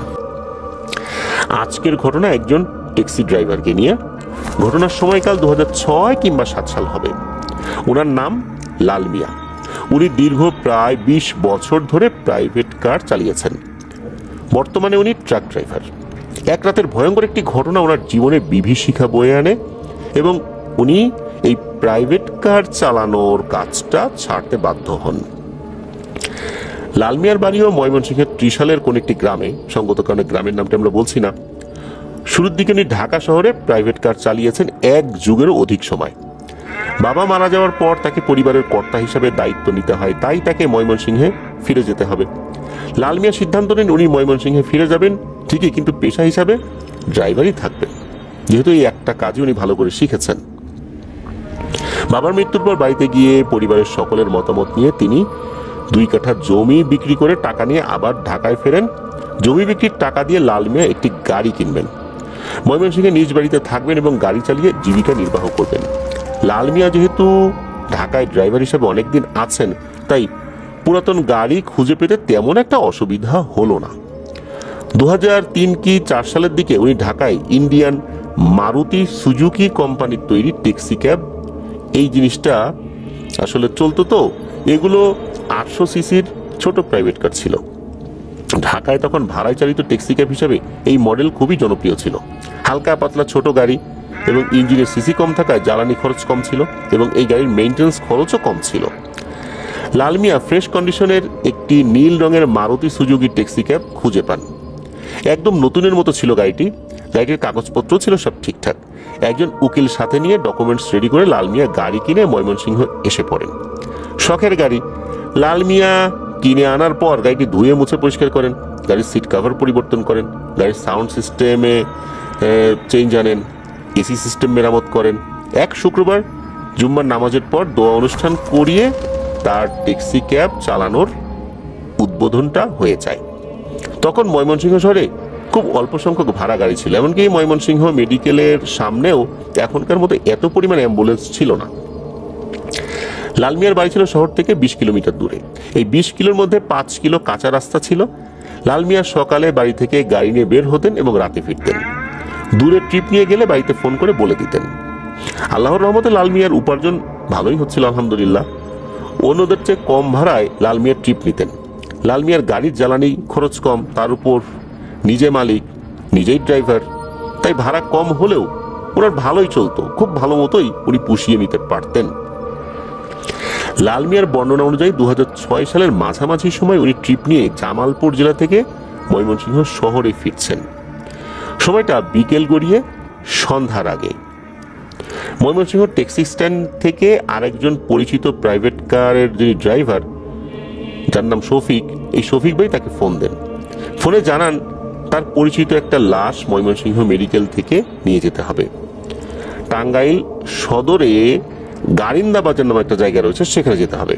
লাশের সাথে 2 জন যাবে। তো ফোনে লাল মিয়া জানান যে শফিক ভাই, আমার গাড়ি তো ছোট, এই গাড়িতে লাশ তো আটবে না। তো লাল মিয়া ফোনে যখন এই বিষয়টা জানান, তখন উনি এটাও জানান যে এটা তো আসলে পসিবল না, আমি তো যেতে পারবো না। আর উনি জানান যে উনি একটা ট্রিপ থেকে ফিরছেন, শরীরটা এমনিতেই ক্লান্ত, উনি অন্য গাড়ি বা মাইক্রোবাস যেগুলো আছে আর কি সেগুলো দেখতে বলেন। এই বলে লাল মিয়া ফোন রেখে দেন। ময়মনসিংহ শহরে পৌঁছে ট্রিপ নামিয়ে ভাড়া নিয়ে লাল মিয়া স্ট্যান্ডে ফিরে আসেন। তখন সময় আনুমানিক রাত 8টা হবে। স্ট্যান্ডে ফিরে স্টলে চা খেতে বসেছেন লাল মিয়া। চা খাওয়া শেষ হলে গাড়ি নিয়ে বাড়িতে ফিরবেন। এমন সময় শফিক ভাই এসে লাল মিয়াকে খুব করে অনুরোধ করে বলেন যে স্ট্যান্ডে তো কোনো গাড়ি নেই রে, অনেক জায়গায় তো ফোন করে কোনো অ্যাম্বুলেন্স পাইলাম না, তো লালু ভাই আপনাকেই যেতে হবে, আপনাকে অনুরোধ করি লাশটা ফেলে যাবেন না, আমার খালার ভাসুরের ছেলে মারা গেছে, আত্মীয় তো, কিভাবে আমি এটা ফেলি দিই বলেন? এই অনুরোধ কি ফেলা যায়? আমি ড্রাইভার মানুষ হয়ে যদি একটা গাড়ি ম্যানেজ করতে যদি না পারি, আমার মান সম্মান কোথায় থাকে? রাজি হন ভাই, রাজি হন। এখন এই যে ড্রাইভার যারা, ওনারা কিন্তু এই যে ট্রিপগুলো পান, একে অন্যের সুসম্পর্ক থাকলে একজন যেতে পারেন, আর একজনকে ফোন করে ট্যাগ করিয়ে দেয় যে আপনি ওনাকে ফোন দেন, ওনার সাথে কথা বলে কাস্টমার ম্যানেজ করে দেন বা ক্লায়েন্ট ম্যানেজ করে দেন। তো এই বিষয়গুলো কিন্তু একজন আর একজনের মাধ্যম দিয়েই অধিকাংশ ক্ষেত্রে পেয়ে থাকে। এখন এত করে অনুরোধ করছে, তার আবার আত্মীয়ের লাশ, অনেক কিছু ভেবে চিনতে লাল মিয়া রাজি হয়ে যান। ময়মনসিংহ মেডিকেল মর্গ থেকে লাশ গাড়িতে তোলা হলো। গাড়ির ভেতর জায়গা কম, তাই সিট সরিয়ে একটু কোনাকুনি করে লাশ রাখা হলো। লাশের সাথে 2 জন, একজন শফিক ভাইয়ের খালার ভাসুর সিরাজ মামা, অন্যজন তার ভাতিজা সোহেল। তারা 2 জন সামনের দিকে, লাল মিয়া যিনি বসে নাকি ড্রাইভিং সিট যেটা রয়েছে তার পাশে বসেছেন। ভাড়া নির্ধারণ হয় 4000 টাকা। রাত 10টায় গাড়ি নিয়ে যাত্রা শুরু হলো। তখন টাঙ্গাইল ময়মনসিংহ রোডে কনস্ট্রাকশনের কাজ চলছে। মেইন রোড দিয়ে গেলে জ্যাম আর ভাঙা রাস্তার কারণে অনেক সময় লেগে যাবে, তাই ঢাকা ময়মনসিংহ সড়কে ভালুকা হয়ে যে শর্টকাট পথ রয়েছে সেই পথ দিয়ে যাওয়ার সিদ্ধান্ত হয়। ভালুকা হয়ে টাঙ্গাইলের সাগরদিঘি, কালীহাতি, ঘাটাইল, এই ঘাটাইল হয়ে টাঙ্গাইল সদর গারিন্দা বাজার, এদিক দিয়ে কম সময় পৌঁছানো যাবে। এই রাস্তাটা সরু হলেও ভালো ছিল, তবে রাস্তা ছিল শালবন আর টিলার ভিতর দিয়ে। লাল মিয়া বহুবার এই পথে আসা যাওয়া করেছেন। ময়মনসিংহ দীঘারকান্দা সিএনজি পাম্প থেকে গ্যাস নেওয়া হলো, ফুল সিলিন্ডার গ্যাস কমপ্লিট করা হলো। এই গ্যাসে টাঙ্গাইল থেকে ফিরে আসা যায়। তাছাড়া আসার সময় টাঙ্গাইল সদর সিএনজি পাম্প থেকেও গ্যাস ভরে নিয়ে আসবেন। রাত 11টায় তারা ভালুকা পৌঁছে ঢাকায় ময়মনসিংহ রোড ছেড়ে পশ্চিম দিকে টাঙ্গাইল রোডে ঢোকেন। গাড়ি চলছে, তারা একজন আরেকজনের সাথে কথা বলছে। লাশের সাথে দুইজন। সিরাজ মামার বয়স 60+, মানে 60-এর উপরে হবে, আর সোহেল ভাইয়ের বয়স 30-35 হবে। লাশ মূলত এই সিরাজ মামার ছেলের। বাড়ি থেকে নিখোঁজ হয়েছিল 15 দিন আগে। পরশুদিন খোঁজ হয়েছে ময়মনসিংহ মেডিকেলে। ময়মনসিংহ পুলিশ অজ্ঞাত লাশ পেয়ে থানায় নিয়ে যায়, পরে মেডিকেলে পোস্টমর্টেম করার জন্য দেয়। অস্বাভাবিক মৃত্যু শুনে লাল মিয়ার গা শিউরে ওঠে এবং একটু ভয়ের অনুভূতি জাগে। প্রচুর রাগ হয় তখন এই শফিক ভাইয়ের উপরে, এমন একটা লাশের ট্রিপ না বলে দেওয়ার জন্য। কেন সে না বলে এই জিনিসটা তাকে দিল? সাগরদিঘি এবং ঘাটাইল পার হয়ে গাড়ি কালীহাতি শালবনের ভেতর দিয়ে চলছে। রাত 1টা বা 1:30 হবে। হঠাৎ কিছু একটা আছড়ে পড়ে গাড়ির সামনে। এত দ্রুত গাড়ির নিচে এসে পড়ে যে লাল মিয়া কিছু বুঝে ওঠার আগেই গাড়ির নিচে চলে যায়। গাড়িতে 3 জনই সজাগ এবং একে অপরের সাথে কথাবার্তা বলছে। বড় পেঁচা নাকি অন্য কোনো বন্য প্রাণী নাকি মানুষ গাড়ির নিচে চাপা পড়লো।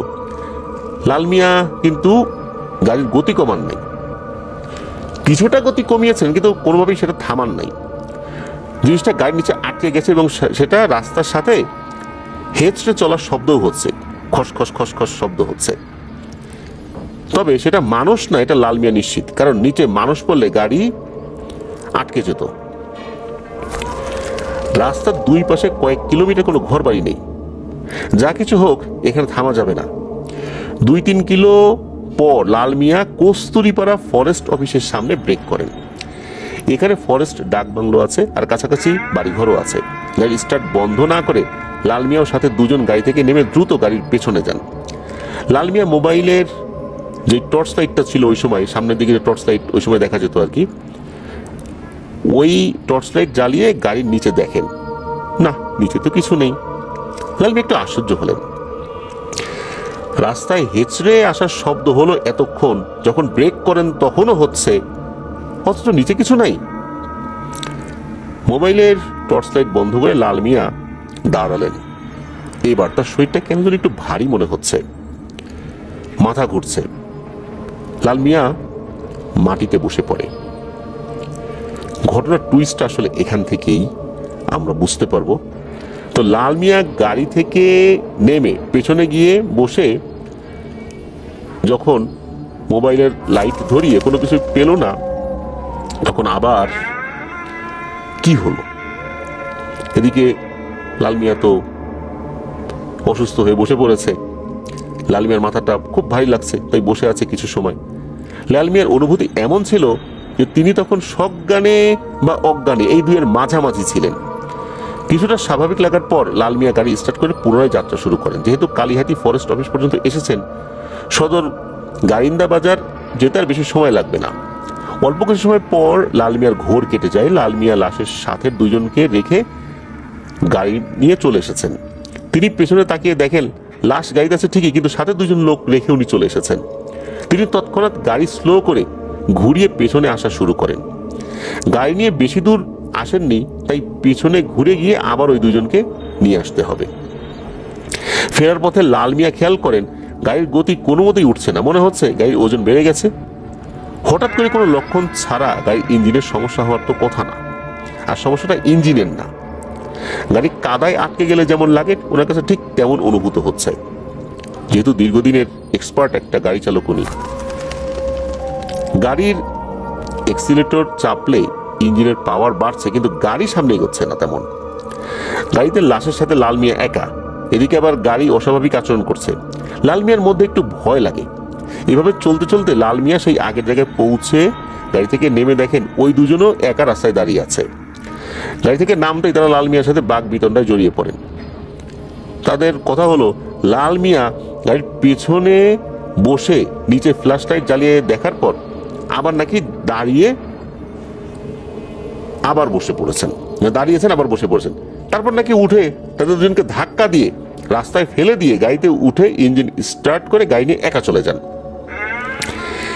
এটা শোনার পর লাল মিয়া তো হতবাক হয়ে একদম নিশ্চুপ হয়ে গেছেন। আরে বলে কি, এটা কেমন কথা হলো? উনি বলেন যে মামা তাড়াতাড়ি গাড়িতে ওঠেন, কথাবার্তা পরে বলবো, আমাকে যা বলার পরে বলেন, এখানে কোনো একটা ঝামেলা হয়েছে, চলেন তাড়াতাড়ি যাই। তো তাদেরকে গাড়িতে উঠিয়ে স্টার্ট করে গাড়ি ঘুরিয়ে পুনরায় টাঙ্গাইলের দিকে যাত্রা শুরু করেন লাল মিয়া। গাড়ি চলছে, লাল মিয়া মামাকে বলেন যে মামা, আমি আপনার সন্তানের বয়সী, আমাকে আপনার সন্তান মনে করে মাফ করে দেন, যা ঘটেছে তা স্বাভাবিক কিছু না। আমি আপনাদের সাথে কি করেছি কি বলেছি তা আমার মনে নেই। আমি লাশ নিয়ে আপনাদের সাথে টাঙ্গাইল যাব, আমি কিভাবে বা কেন আপনাদের রাস্তায় ফেলে চলে গেলাম বা চলে যাওয়ার পর মনে হয়েছে আপনারা আমার সাথে নেই, আমি ব্যাক করে আসার সময় মনে হয়েছে আমার সাথে আরও কেউ আছে। তো এরকম বেশ কিছু বিষয় লাল মিয়া ওই সিরাজ মামাকে আসার সময় পুরো ঘটনা খুলে বলেন। গাড়ি কস্তুরীপাড়া বাজারে আসার পর প্রাইমারি স্কুলের সামনে ব্রেক করেন লাল মিয়া। গাড়ি থামিয়ে সামনে গিয়ে ইঞ্জিনের যেই কিছু জিনিস আছে, বোনাট বা এই টাইপের কিছু বলে, ওটা খুলে দিলেন। লাল মিয়া ভেবেছে ইঞ্জিনে পানি হয়তো বা কমে ওভারহিট হয়ে গেছে। ইঞ্জিন এখন ওভারহিটেড হয়ে গেলে এই ধরনের সমস্যা হতে পারে। ইঞ্জিনের তাপমাত্রা ঠিকই ছিল তখন, সময় তখন রাত 3:30। ফজরের আজান দিতে তখন বেশ দেরি রয়েছে। গাড়ি রেখে তিনজন প্রাইমারি স্কুলের সামনে টিউবওয়েলে চাপ দিয়ে হাত মুখ ধুয়ে নিল। লাল মিয়া নিজের মাথায় পর্যন্ত পানি দিলেন। সিরাজ মামা অজু করে নিলেন। বাজারের সব দোকান বন্ধ। তারা মসজিদের সামনে অপেক্ষা করে ফজরের আজানের পর সিরাজ মামা নামাজ পড়ে রওনা করেন। আল্লাহর রহমতে কোনো সমস্যা ছাড়াই তারা লাশ নিয়ে বাড়িতে পৌঁছান।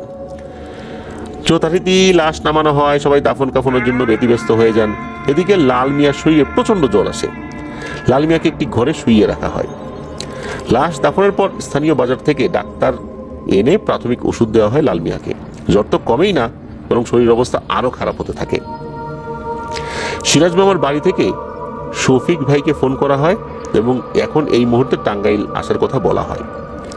জানানো হয় লাশ নিয়ে আসার সময়ের সমস্ত ঘটনা। শফিক ভাই সাথে আরো 2 জন নিয়ে মাইক্রোবাসে করে টাঙ্গাইলে পৌঁছান। তারা লাল মিয়াকে নিয়ে ময়মনসিংহের দিকে চলে আসেন। মোটামুটি 2-3 দিন অসুস্থ থাকার পর লাল মিয়া আল্লাহর রহমতে সুস্থ হয়ে যান। আবার তিনি তার কাজে নামেন। সপ্তাহখানেক পর থেকে বিভিন্ন সমস্যা ধরা পড়ে। লাল মিয়ার গাড়ি সারাদিন ঠিক থাকে, কিন্তু মাগরিবের পর থেকে গাড়িতে বসে থাকলে মনে হয় যে দম বন্ধ হয়ে আসছে। অদ্ভুত রকমের এক অস্থিরতা লাগে। আর কখনো কখনো গাড়ির দরজা লক হয়ে যায়, মানে দরজা খুলতে চায় না। দরজা চাবি দিয়ে লক করা থাকলে যেমন হয় তেমন, অথচ দরজা বা দরজার লকে কোনো সমস্যা নেই। প্রিয় লিসেনার্স, ঘটনার শুরুতে কিন্তু আমরা বলেছিলাম যে লাল মিয়ার বাড়ি ময়মনসিংহ শহর থেকে 20 কিলোমিটার দূরে। এই 20 কিলোমিটার দূর থেকে লাল মিয়া আসা যাওয়া করে গাড়ি চালাতেন। লাল মিয়া গাড়ি রাখতেন বাড়ির উঠোনে। লাল মিয়াদের বাড়িতে যেই কন্ডিশনটা ছিল সেটা হচ্ছে যে ওখানে একটা বড় বাড়ি ছিল, যৌথ পরিবার বসবাস করতো সেই বাড়িতে। এবার নতুন আরেকটা সমস্যা দেখা দেয়। সকালে বাড়ির লোকজন লাল মিয়াকে ডেকে একরকম ঝগড়া শুরু করলো। লাল মিয়া নাকি উঠোনে গাড়ি চালিয়ে সমস্ত উঠোন নষ্ট করে দিয়েছে। লাল মিয়া তো একদম স্তম্ভিত হয়ে যায়। উঠোন একদম ধান খেতে যেরকম হাল চাষ করলে যে কন্ডিশনটা হয় ওই রকম অবস্থা। লাল মিয়া গাড়ি রেখেছেন উঠোনে তার ঘরের সামনে। প্রতিদিন এই একই জায়গায় তিনি গাড়ি রাখেন, অথচ মনে হচ্ছে কেউ সারা উঠোনে গাড়ি চালিয়েছে। সমগ্র উঠোনটা নষ্ট হয়ে একদম বাজে অবস্থা হয়ে গেছে। গাড়ির চাবি তখনও ছিল লাল মিয়ার বালিশের নিচে। প্রথম দিন যেহেতু এমন হয়েছে, লাল মিয়া সবাইকে বুঝিয়ে সমাধান করে দেন, কিন্তু পরদিন ব্যাপারটা পরিষ্কার হয়ে যায় সবার কাছে। পরদিনে উঠানে একই অবস্থা। আজ কিন্তু লাল মিয়ার রাখা স্থানে গাড়ি ছিল না, বাড়িতে আর একজনের ঘরের সামনে পাওয়া গেল গাড়ি, অথচ গাড়িটা কিন্তু লাল মিয়া তার ঘরের সামনে রেখেছিল। উঠোনের মাটিতে গাড়ি চলার দাগ। কারো বুঝতে বাকি রইল না ব্যাপারটা অতি প্রাকৃত। কেউ কেউ লাল মিয়ার গাড়িকে বাইরে রাখতে বলে, কিন্তু বাড়ি ছাড়া অন্য কোথাও তো গাড়ি রাখাটা তো নিরাপদ না।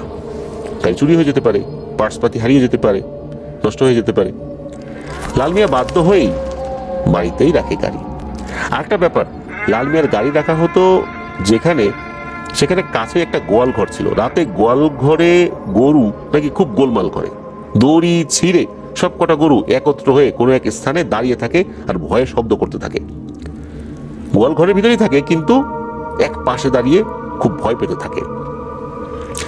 মালিক চোর এসেছে মনে করে গোয়াল ঘরে গেলে গরুগুলো স্বাভাবিক হয়ে যায়। এক রাতের মধ্যে বেশ কয়েকবার এমনটা হয়েছিল। এক রাতে গরুর মালিক গোয়াল ঘরে দেখে যে একই অবস্থা। এরপর যখন ঘরে ঢুকছিল গরুগুলোকে স্বাভাবিক করে, তখন দেখে যে গাড়ির দিকে কোন একটা অস্বাভাবিক জিনিস, অনেক বড় একটা পাখি, যা স্বাভাবিক কোনো পাখি হতেই পারে না। পাখিটা বসে আছে গাড়ির উপরে আর তাকিয়ে আছে ওই ব্যক্তিটার দিকে। পাখিটা পেঁচা বা বাজ পাখি না, অন্য কোনো একটা পাখি এটা হয়তোবা হবে, কিন্তু এটা যে কোন জাতের পাখি এটা আসলে উনি নিশ্চিত করে বলতে পারেন না। পাখিটা পেঁচার থেকেও বড় ছিল, আর এত বড় পাখি উনি জীবনে কখনো দেখেনও নাই।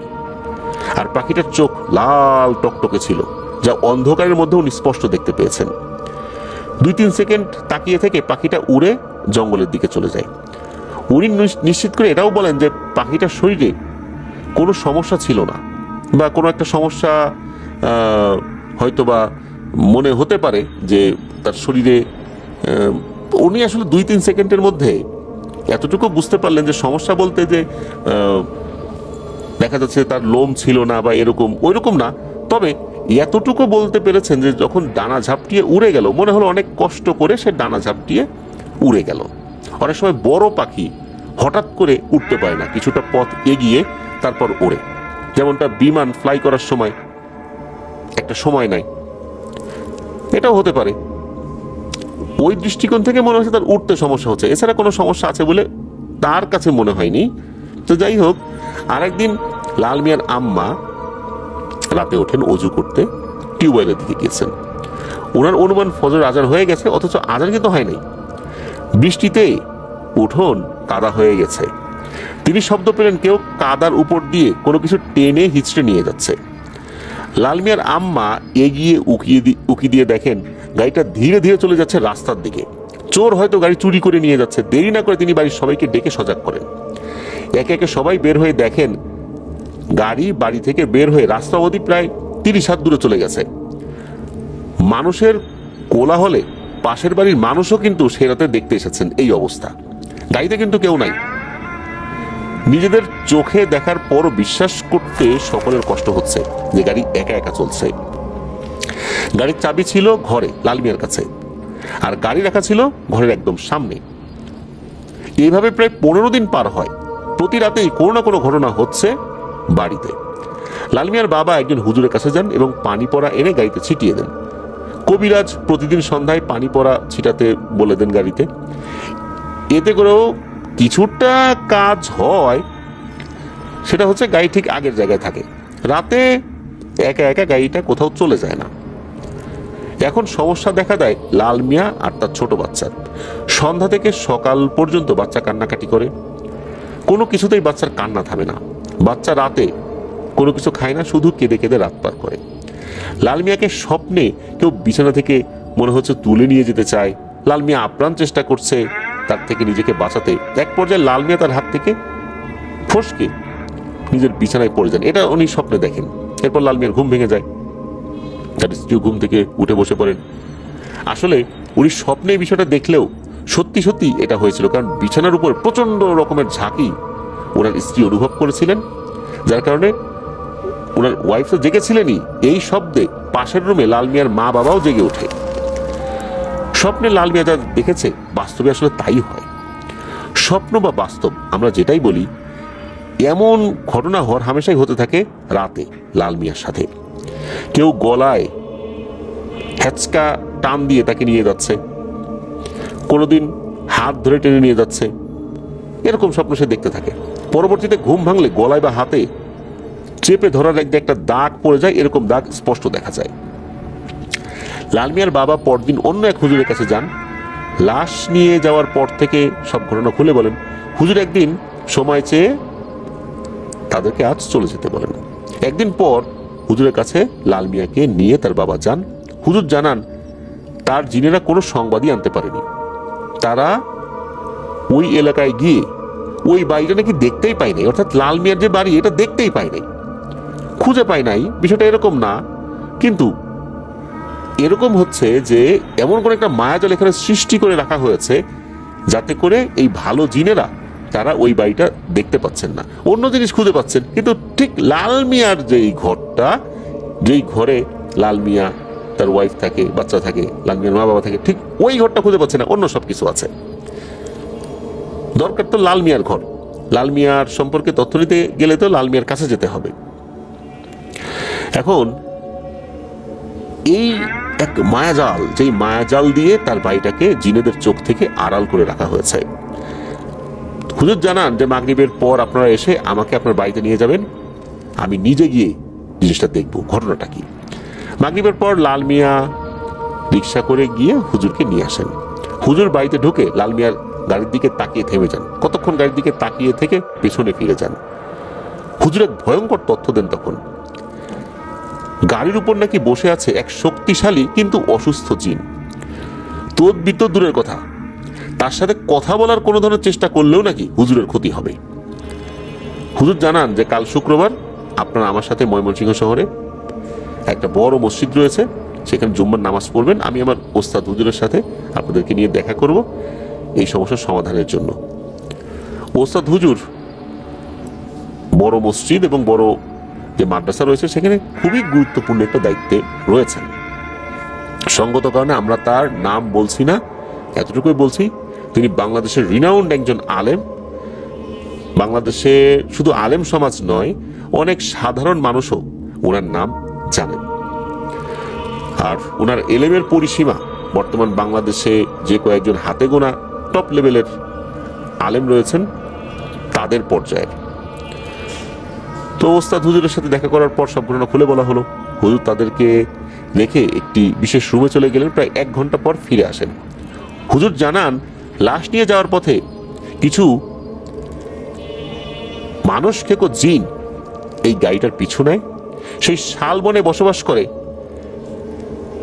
এই একটা গোষ্ঠী রয়েছে, এটা হচ্ছে সিলা সম্প্রদায়ের জিন। এরা মুসলিম ধার্মিক এবং অত্যন্ত শক্তিশালী প্রজাতির জিন, এই গোত্রটা অন্তত। এরা কখনো কাউকে ক্ষতি করে না। এই লাশ খেকো জিনের দল যখন এই গাড়িটাকে আক্রমণ করবে করবে ভাব, ওই সময় বনে থাকা এই সম্প্রদায়ের একজন জিন আসে ওদেরকে তাড়িয়ে দিতে। জিনটি পাখির আকৃতিতে ওদের সামনে আসার সময় অসাবধানতা বশত এই গাড়িতে আঘাত লেগে আহত হয়। গাড়িটা না থামানোর কারণে তার একটা পাখা ভেঙে যায়, পালক সহ। ওই পাখার অংশটুকু গাড়ির নিচে কোনো কিছুর সাথে আটকে যায়। মানুষ বা কোনো প্রাণী যাই হোক, ওই সময় দাঁড়ানো উচিত ছিল। এতটুকু মানবতা ভুল করে আসলে লাল মিয়া দেখান নাই। উপকার করতে গিয়ে উনি বিপদে পড়েছেন। জিন জাতি যখন নিজ আকৃতি বদল করে তখন সে কোনো ফাঁদে বা কারো হাতে আটকে গেলে সে আর নিজের ইচ্ছায় আকৃতি বদল করতে পারে না। ওই সময় জিন সম্প্রদায়ের সবাই ইবাদতে মশগুল ছিল, তাই কেউ তাকে সাহায্য করতে আসতে পারেনি। তাছাড়া এই সংবাদ তাদের কাছে ওই সময় পৌঁছায় নাই, আর তারা আসলেও ওই সময় প্রেক্ষাপটে ওভাবে তারা সাহায্য করতে পারতো না। তাদের সম্প্রদায়ের কাছে খবর যাওয়ার পর তারা প্রতিশোধ নিতে মূলত এখানে এসেছিল। লাল মিয়া ভাইয়ের গাড়ি যখন ভারী মনে হচ্ছিল তখন একজন, অর্থাৎ ওই সম্প্রদায়েরই একজন জিন ওই গাড়িটাকে টেনে ধরেছিল। আর এদিকে ততক্ষণে ওই 2 জন লোক ওই পর্যন্ত লাল মিয়া ভাই পৌঁছে গিয়েছিলেন, এই জন্য ওই রাত্রে লাল মিয়া ভাই বেঁচে গিয়েছিলেন। জিনটি তার এলাকায় ফিরে যেতে পারছে না, কারণ তার শরীরের অংশ ওই গাড়ির নিচে এখনো আটকে রয়েছে। রাতে তার সম্প্রদায়ের জিনেরা সাহায্য করতে আসলে তারা এই গাড়ি এদিক ওদিক টেনে নিয়ে যায় যাতে করে ওই জিনিসগুলো বের হয়ে যায়। এটাই হচ্ছে উদ্দেশ্য। হুজুর জানেন না আমরা মানুষেরা যেমন সবকিছু করতে পারি না, তেমনি জিনেদেরও সবকিছু করার ক্ষমতা আল্লাহ দেন নাই। আল্লাহ তার সৃষ্টি যেই জিনিসগুলো রয়েছে প্রত্যেকের একটা সীমানা নির্ধারণ করে দিয়েছেন ক্ষমতার। এর বাইরে কেউ যেতে পারে না। হুজুর জানান, রাতে এই লাল মিয়া ভাইয়ের চাচাতো ভাই গাড়ির উপর যে পাখি বসে থাকতে দেখেছে, এটি হচ্ছে সেই অসুস্থ জিনটা যা আহত হয়েছিল। আর ওর সম্প্রদায়ের জিনেরা দল বেঁধে যখন রাতে আসে, তখন গোয়াল ঘরের গরুগুলো ভয় পেয়ে শব্দ করত। কারণ কিছু প্রাণীদের আল্লাহ তাআলা এই জিন দেখার, বিশেষ করে মানুষ ছাড়া বেশ কিছু প্রাণী কিন্তু জিন দেখতে পায়। আর কিছু কিছু প্রাণী কিন্তু জিন, ফেরেশতা এগুলোও দেখতে পায়। আল্লাহ তাআলা তাদেরকে ওই বৈশিষ্ট্য দিয়েছেন। আর আরেকটা বিষয় হুজুর বলেন লাল মিয়া ভাইকে, যে আপনি তো গাড়ি চালানো বন্ধ করে দিয়েছেন। তখন তারা উপায়ন্তর না পেয়ে ক্রোধে আপনার ক্ষতি করার চেষ্টা করছে। গাড়ি চালালে হয়তো বা নিচে আটকে থাকা পালকগুলো রাস্তায় খুলে পড়ে যেত, সেই আশাও বন্ধ হয়ে গেছে। তাই আপনার বাচ্চা, এই বাচ্চাটাকে জিনেরা ভয় দেখাচ্ছে, এই কারণে সে কান্নাকাটি করছে। হুজুর বলেন যে আপনারা সময় মতো এসেছেন, না হলে কিন্তু বড় ক্ষতির সম্মুখীন হতেন। আজ আমার ডাকি এই জিনের পিতামাতা ও তাদের সম্প্রদায়ের প্রধান জিন এসেছেন। আপনাকে জঙ্গলের ঠিক সেখানে একা গিয়ে পালক ফেরত দিয়ে আসতে হবে, এবং এই গাড়ি নিয়ে ওই দিকে আর কখনো যেতে পারবেন না। তারা আমার অনুরোধে আপনাকে ক্ষমা করে দিয়েছেন এবং আপনাকে একজন প্র্যাকটিসিং মুসলিমের মতো জীবনযাপন করতে বলেছেন। আপনি কাল গাড়ি থেকে ডানা ও পালকের ওই অংশ বের করবেন এবং সেখানে রাতে গিয়ে রেখে আসবেন। যাওয়ার সময় গাড়িতে দুজন সামনে বসে যাবেন এবং গাড়ির পেছনের সিট খালি রাখবেন। যাওয়া এবং আসা পর্যন্ত গাড়ির পেছনের সিট যেটা রয়েছে এদিকে তাকাবেন না। আপনাদের পিছনে কোনো কথাবার্তা শুনতে পেলেও ভুলেও পিছনে তাকায়েন না। চলার পথে গাড়িতে ধূমপান করবেন না। আমার কয়েকজন জিন ছাত্র আপনাদের সাথে যাবে আপনাদের নিরাপত্তার জন্য। এটাই হচ্ছে কারণ পেছন দিকে না তাকানো। হুজুরের কাছ থেকে ফিরে এসে লাল মিয়া বিকালে গাড়ির নিচ থেকে খুঁজে বের করেন সেই পাখির ডানার কয়েকটা পালক, এবং ডানার একটা ভাঙা অংশ ওখানে ছিঁড়ে আটকে রয়েছে আর কি, মানে বেশ আহত হয়েছে, রক্তাক্ত হয়ে গিয়েছিল আর কি। গাড়ির স্প্রিং, মানে এই পাতি সেট যেটাকে বলা হয়, ওই পাতি সেটের একটা কর্নারে আটকে গিয়েছিল সেটা। পালক বের করে একটা পলিথিন ব্যাগে রাখা হয়। ওই দিনেই, মানে শুক্রবারেই, ফারুক মৃধা ও লাল মিয়া রওনা হন টাঙ্গাইলের কালীহাতি কস্তুরীপাড়া বনের উদ্দেশ্যে। রাত 11টা নাগাদ তারা পৌঁছেন। গাড়ির কোনো স্থানে পাখিটা, বা গাড়ির মানে সঠিক কোন স্থানে পাখিটা গাড়ি নিচে পড়েছিল তার মনে নেই, তবু অনুমান করে এক জায়গায় গাড়ি ব্রেক করে তারা নেমে রাস্তার পাশে ডানার অংশ পালক রেখে গাড়ি স্টার্ট করে রওনা দেন। লাল মিয়া জানান যে সেখানে যাওয়ার সময় তাদের তেমন কিছু অনুভব হয়নি বা কোনো কিছু অনুভূত হয়নি, পিছনে কেউ কথাবার্তা বলছে। তবে ফেরার সময় গাড়ির পেছনে 2-3 জনের কণ্ঠ শুনেছে, তারা একে অপরের সাথে কথা বলছে, কিন্তু তারা কি ভাষায় কথা বলছে এটা অবশ্য লাল মিয়া ভাই বুঝতে পারেননি। শুধু লাল মিয়া একা নয়, এই শব্দ ফারুক মৃধাও শুনেছেন। ভয় লেগেছে তাদের, কিন্তু হুজুরের কথার উপরে আমল করে তারা পিছন দিকে তাকান নাই। গাড়ি ময়মনসিংহ আসা পর্যন্ত তারা এই শব্দ পেয়েছেন, কিন্তু ময়মনসিংহ শহর থেকে বাড়ি আসার পথে তারা কোনো শব্দ পান নাই। লাল মিয়া ভাই বাড়িতে ফেরত আসেন এবং সিদ্ধান্ত নেন তিনি এই গাড়িটা বিক্রি করে দেবেন। ময়মনসিংহ বাইপাস নামক স্থানের সাইফুল নামের এক ড্রাইভার গাড়িটি কিনে নেন। সাইফুল অনেক বছর গাড়িটি রেন্ট আকারে ভাড়া হিসাবে চালিয়েছিলেন, কিন্তু কখনো কোনো অপ্রীতিকর ঘটনা তার সাথে হয়নি। পরবর্তীতে এই মারুতি সুজুকি গাড়িগুলো উঠে যায়, কারণ এই মডেলের গাড়িগুলো আকার ছোট ছিল, তেমন আরামদায়কও ছিল না। লং জার্নিতে যাত্রীরা এটাতে কমফোর্ট ফিল করতো না।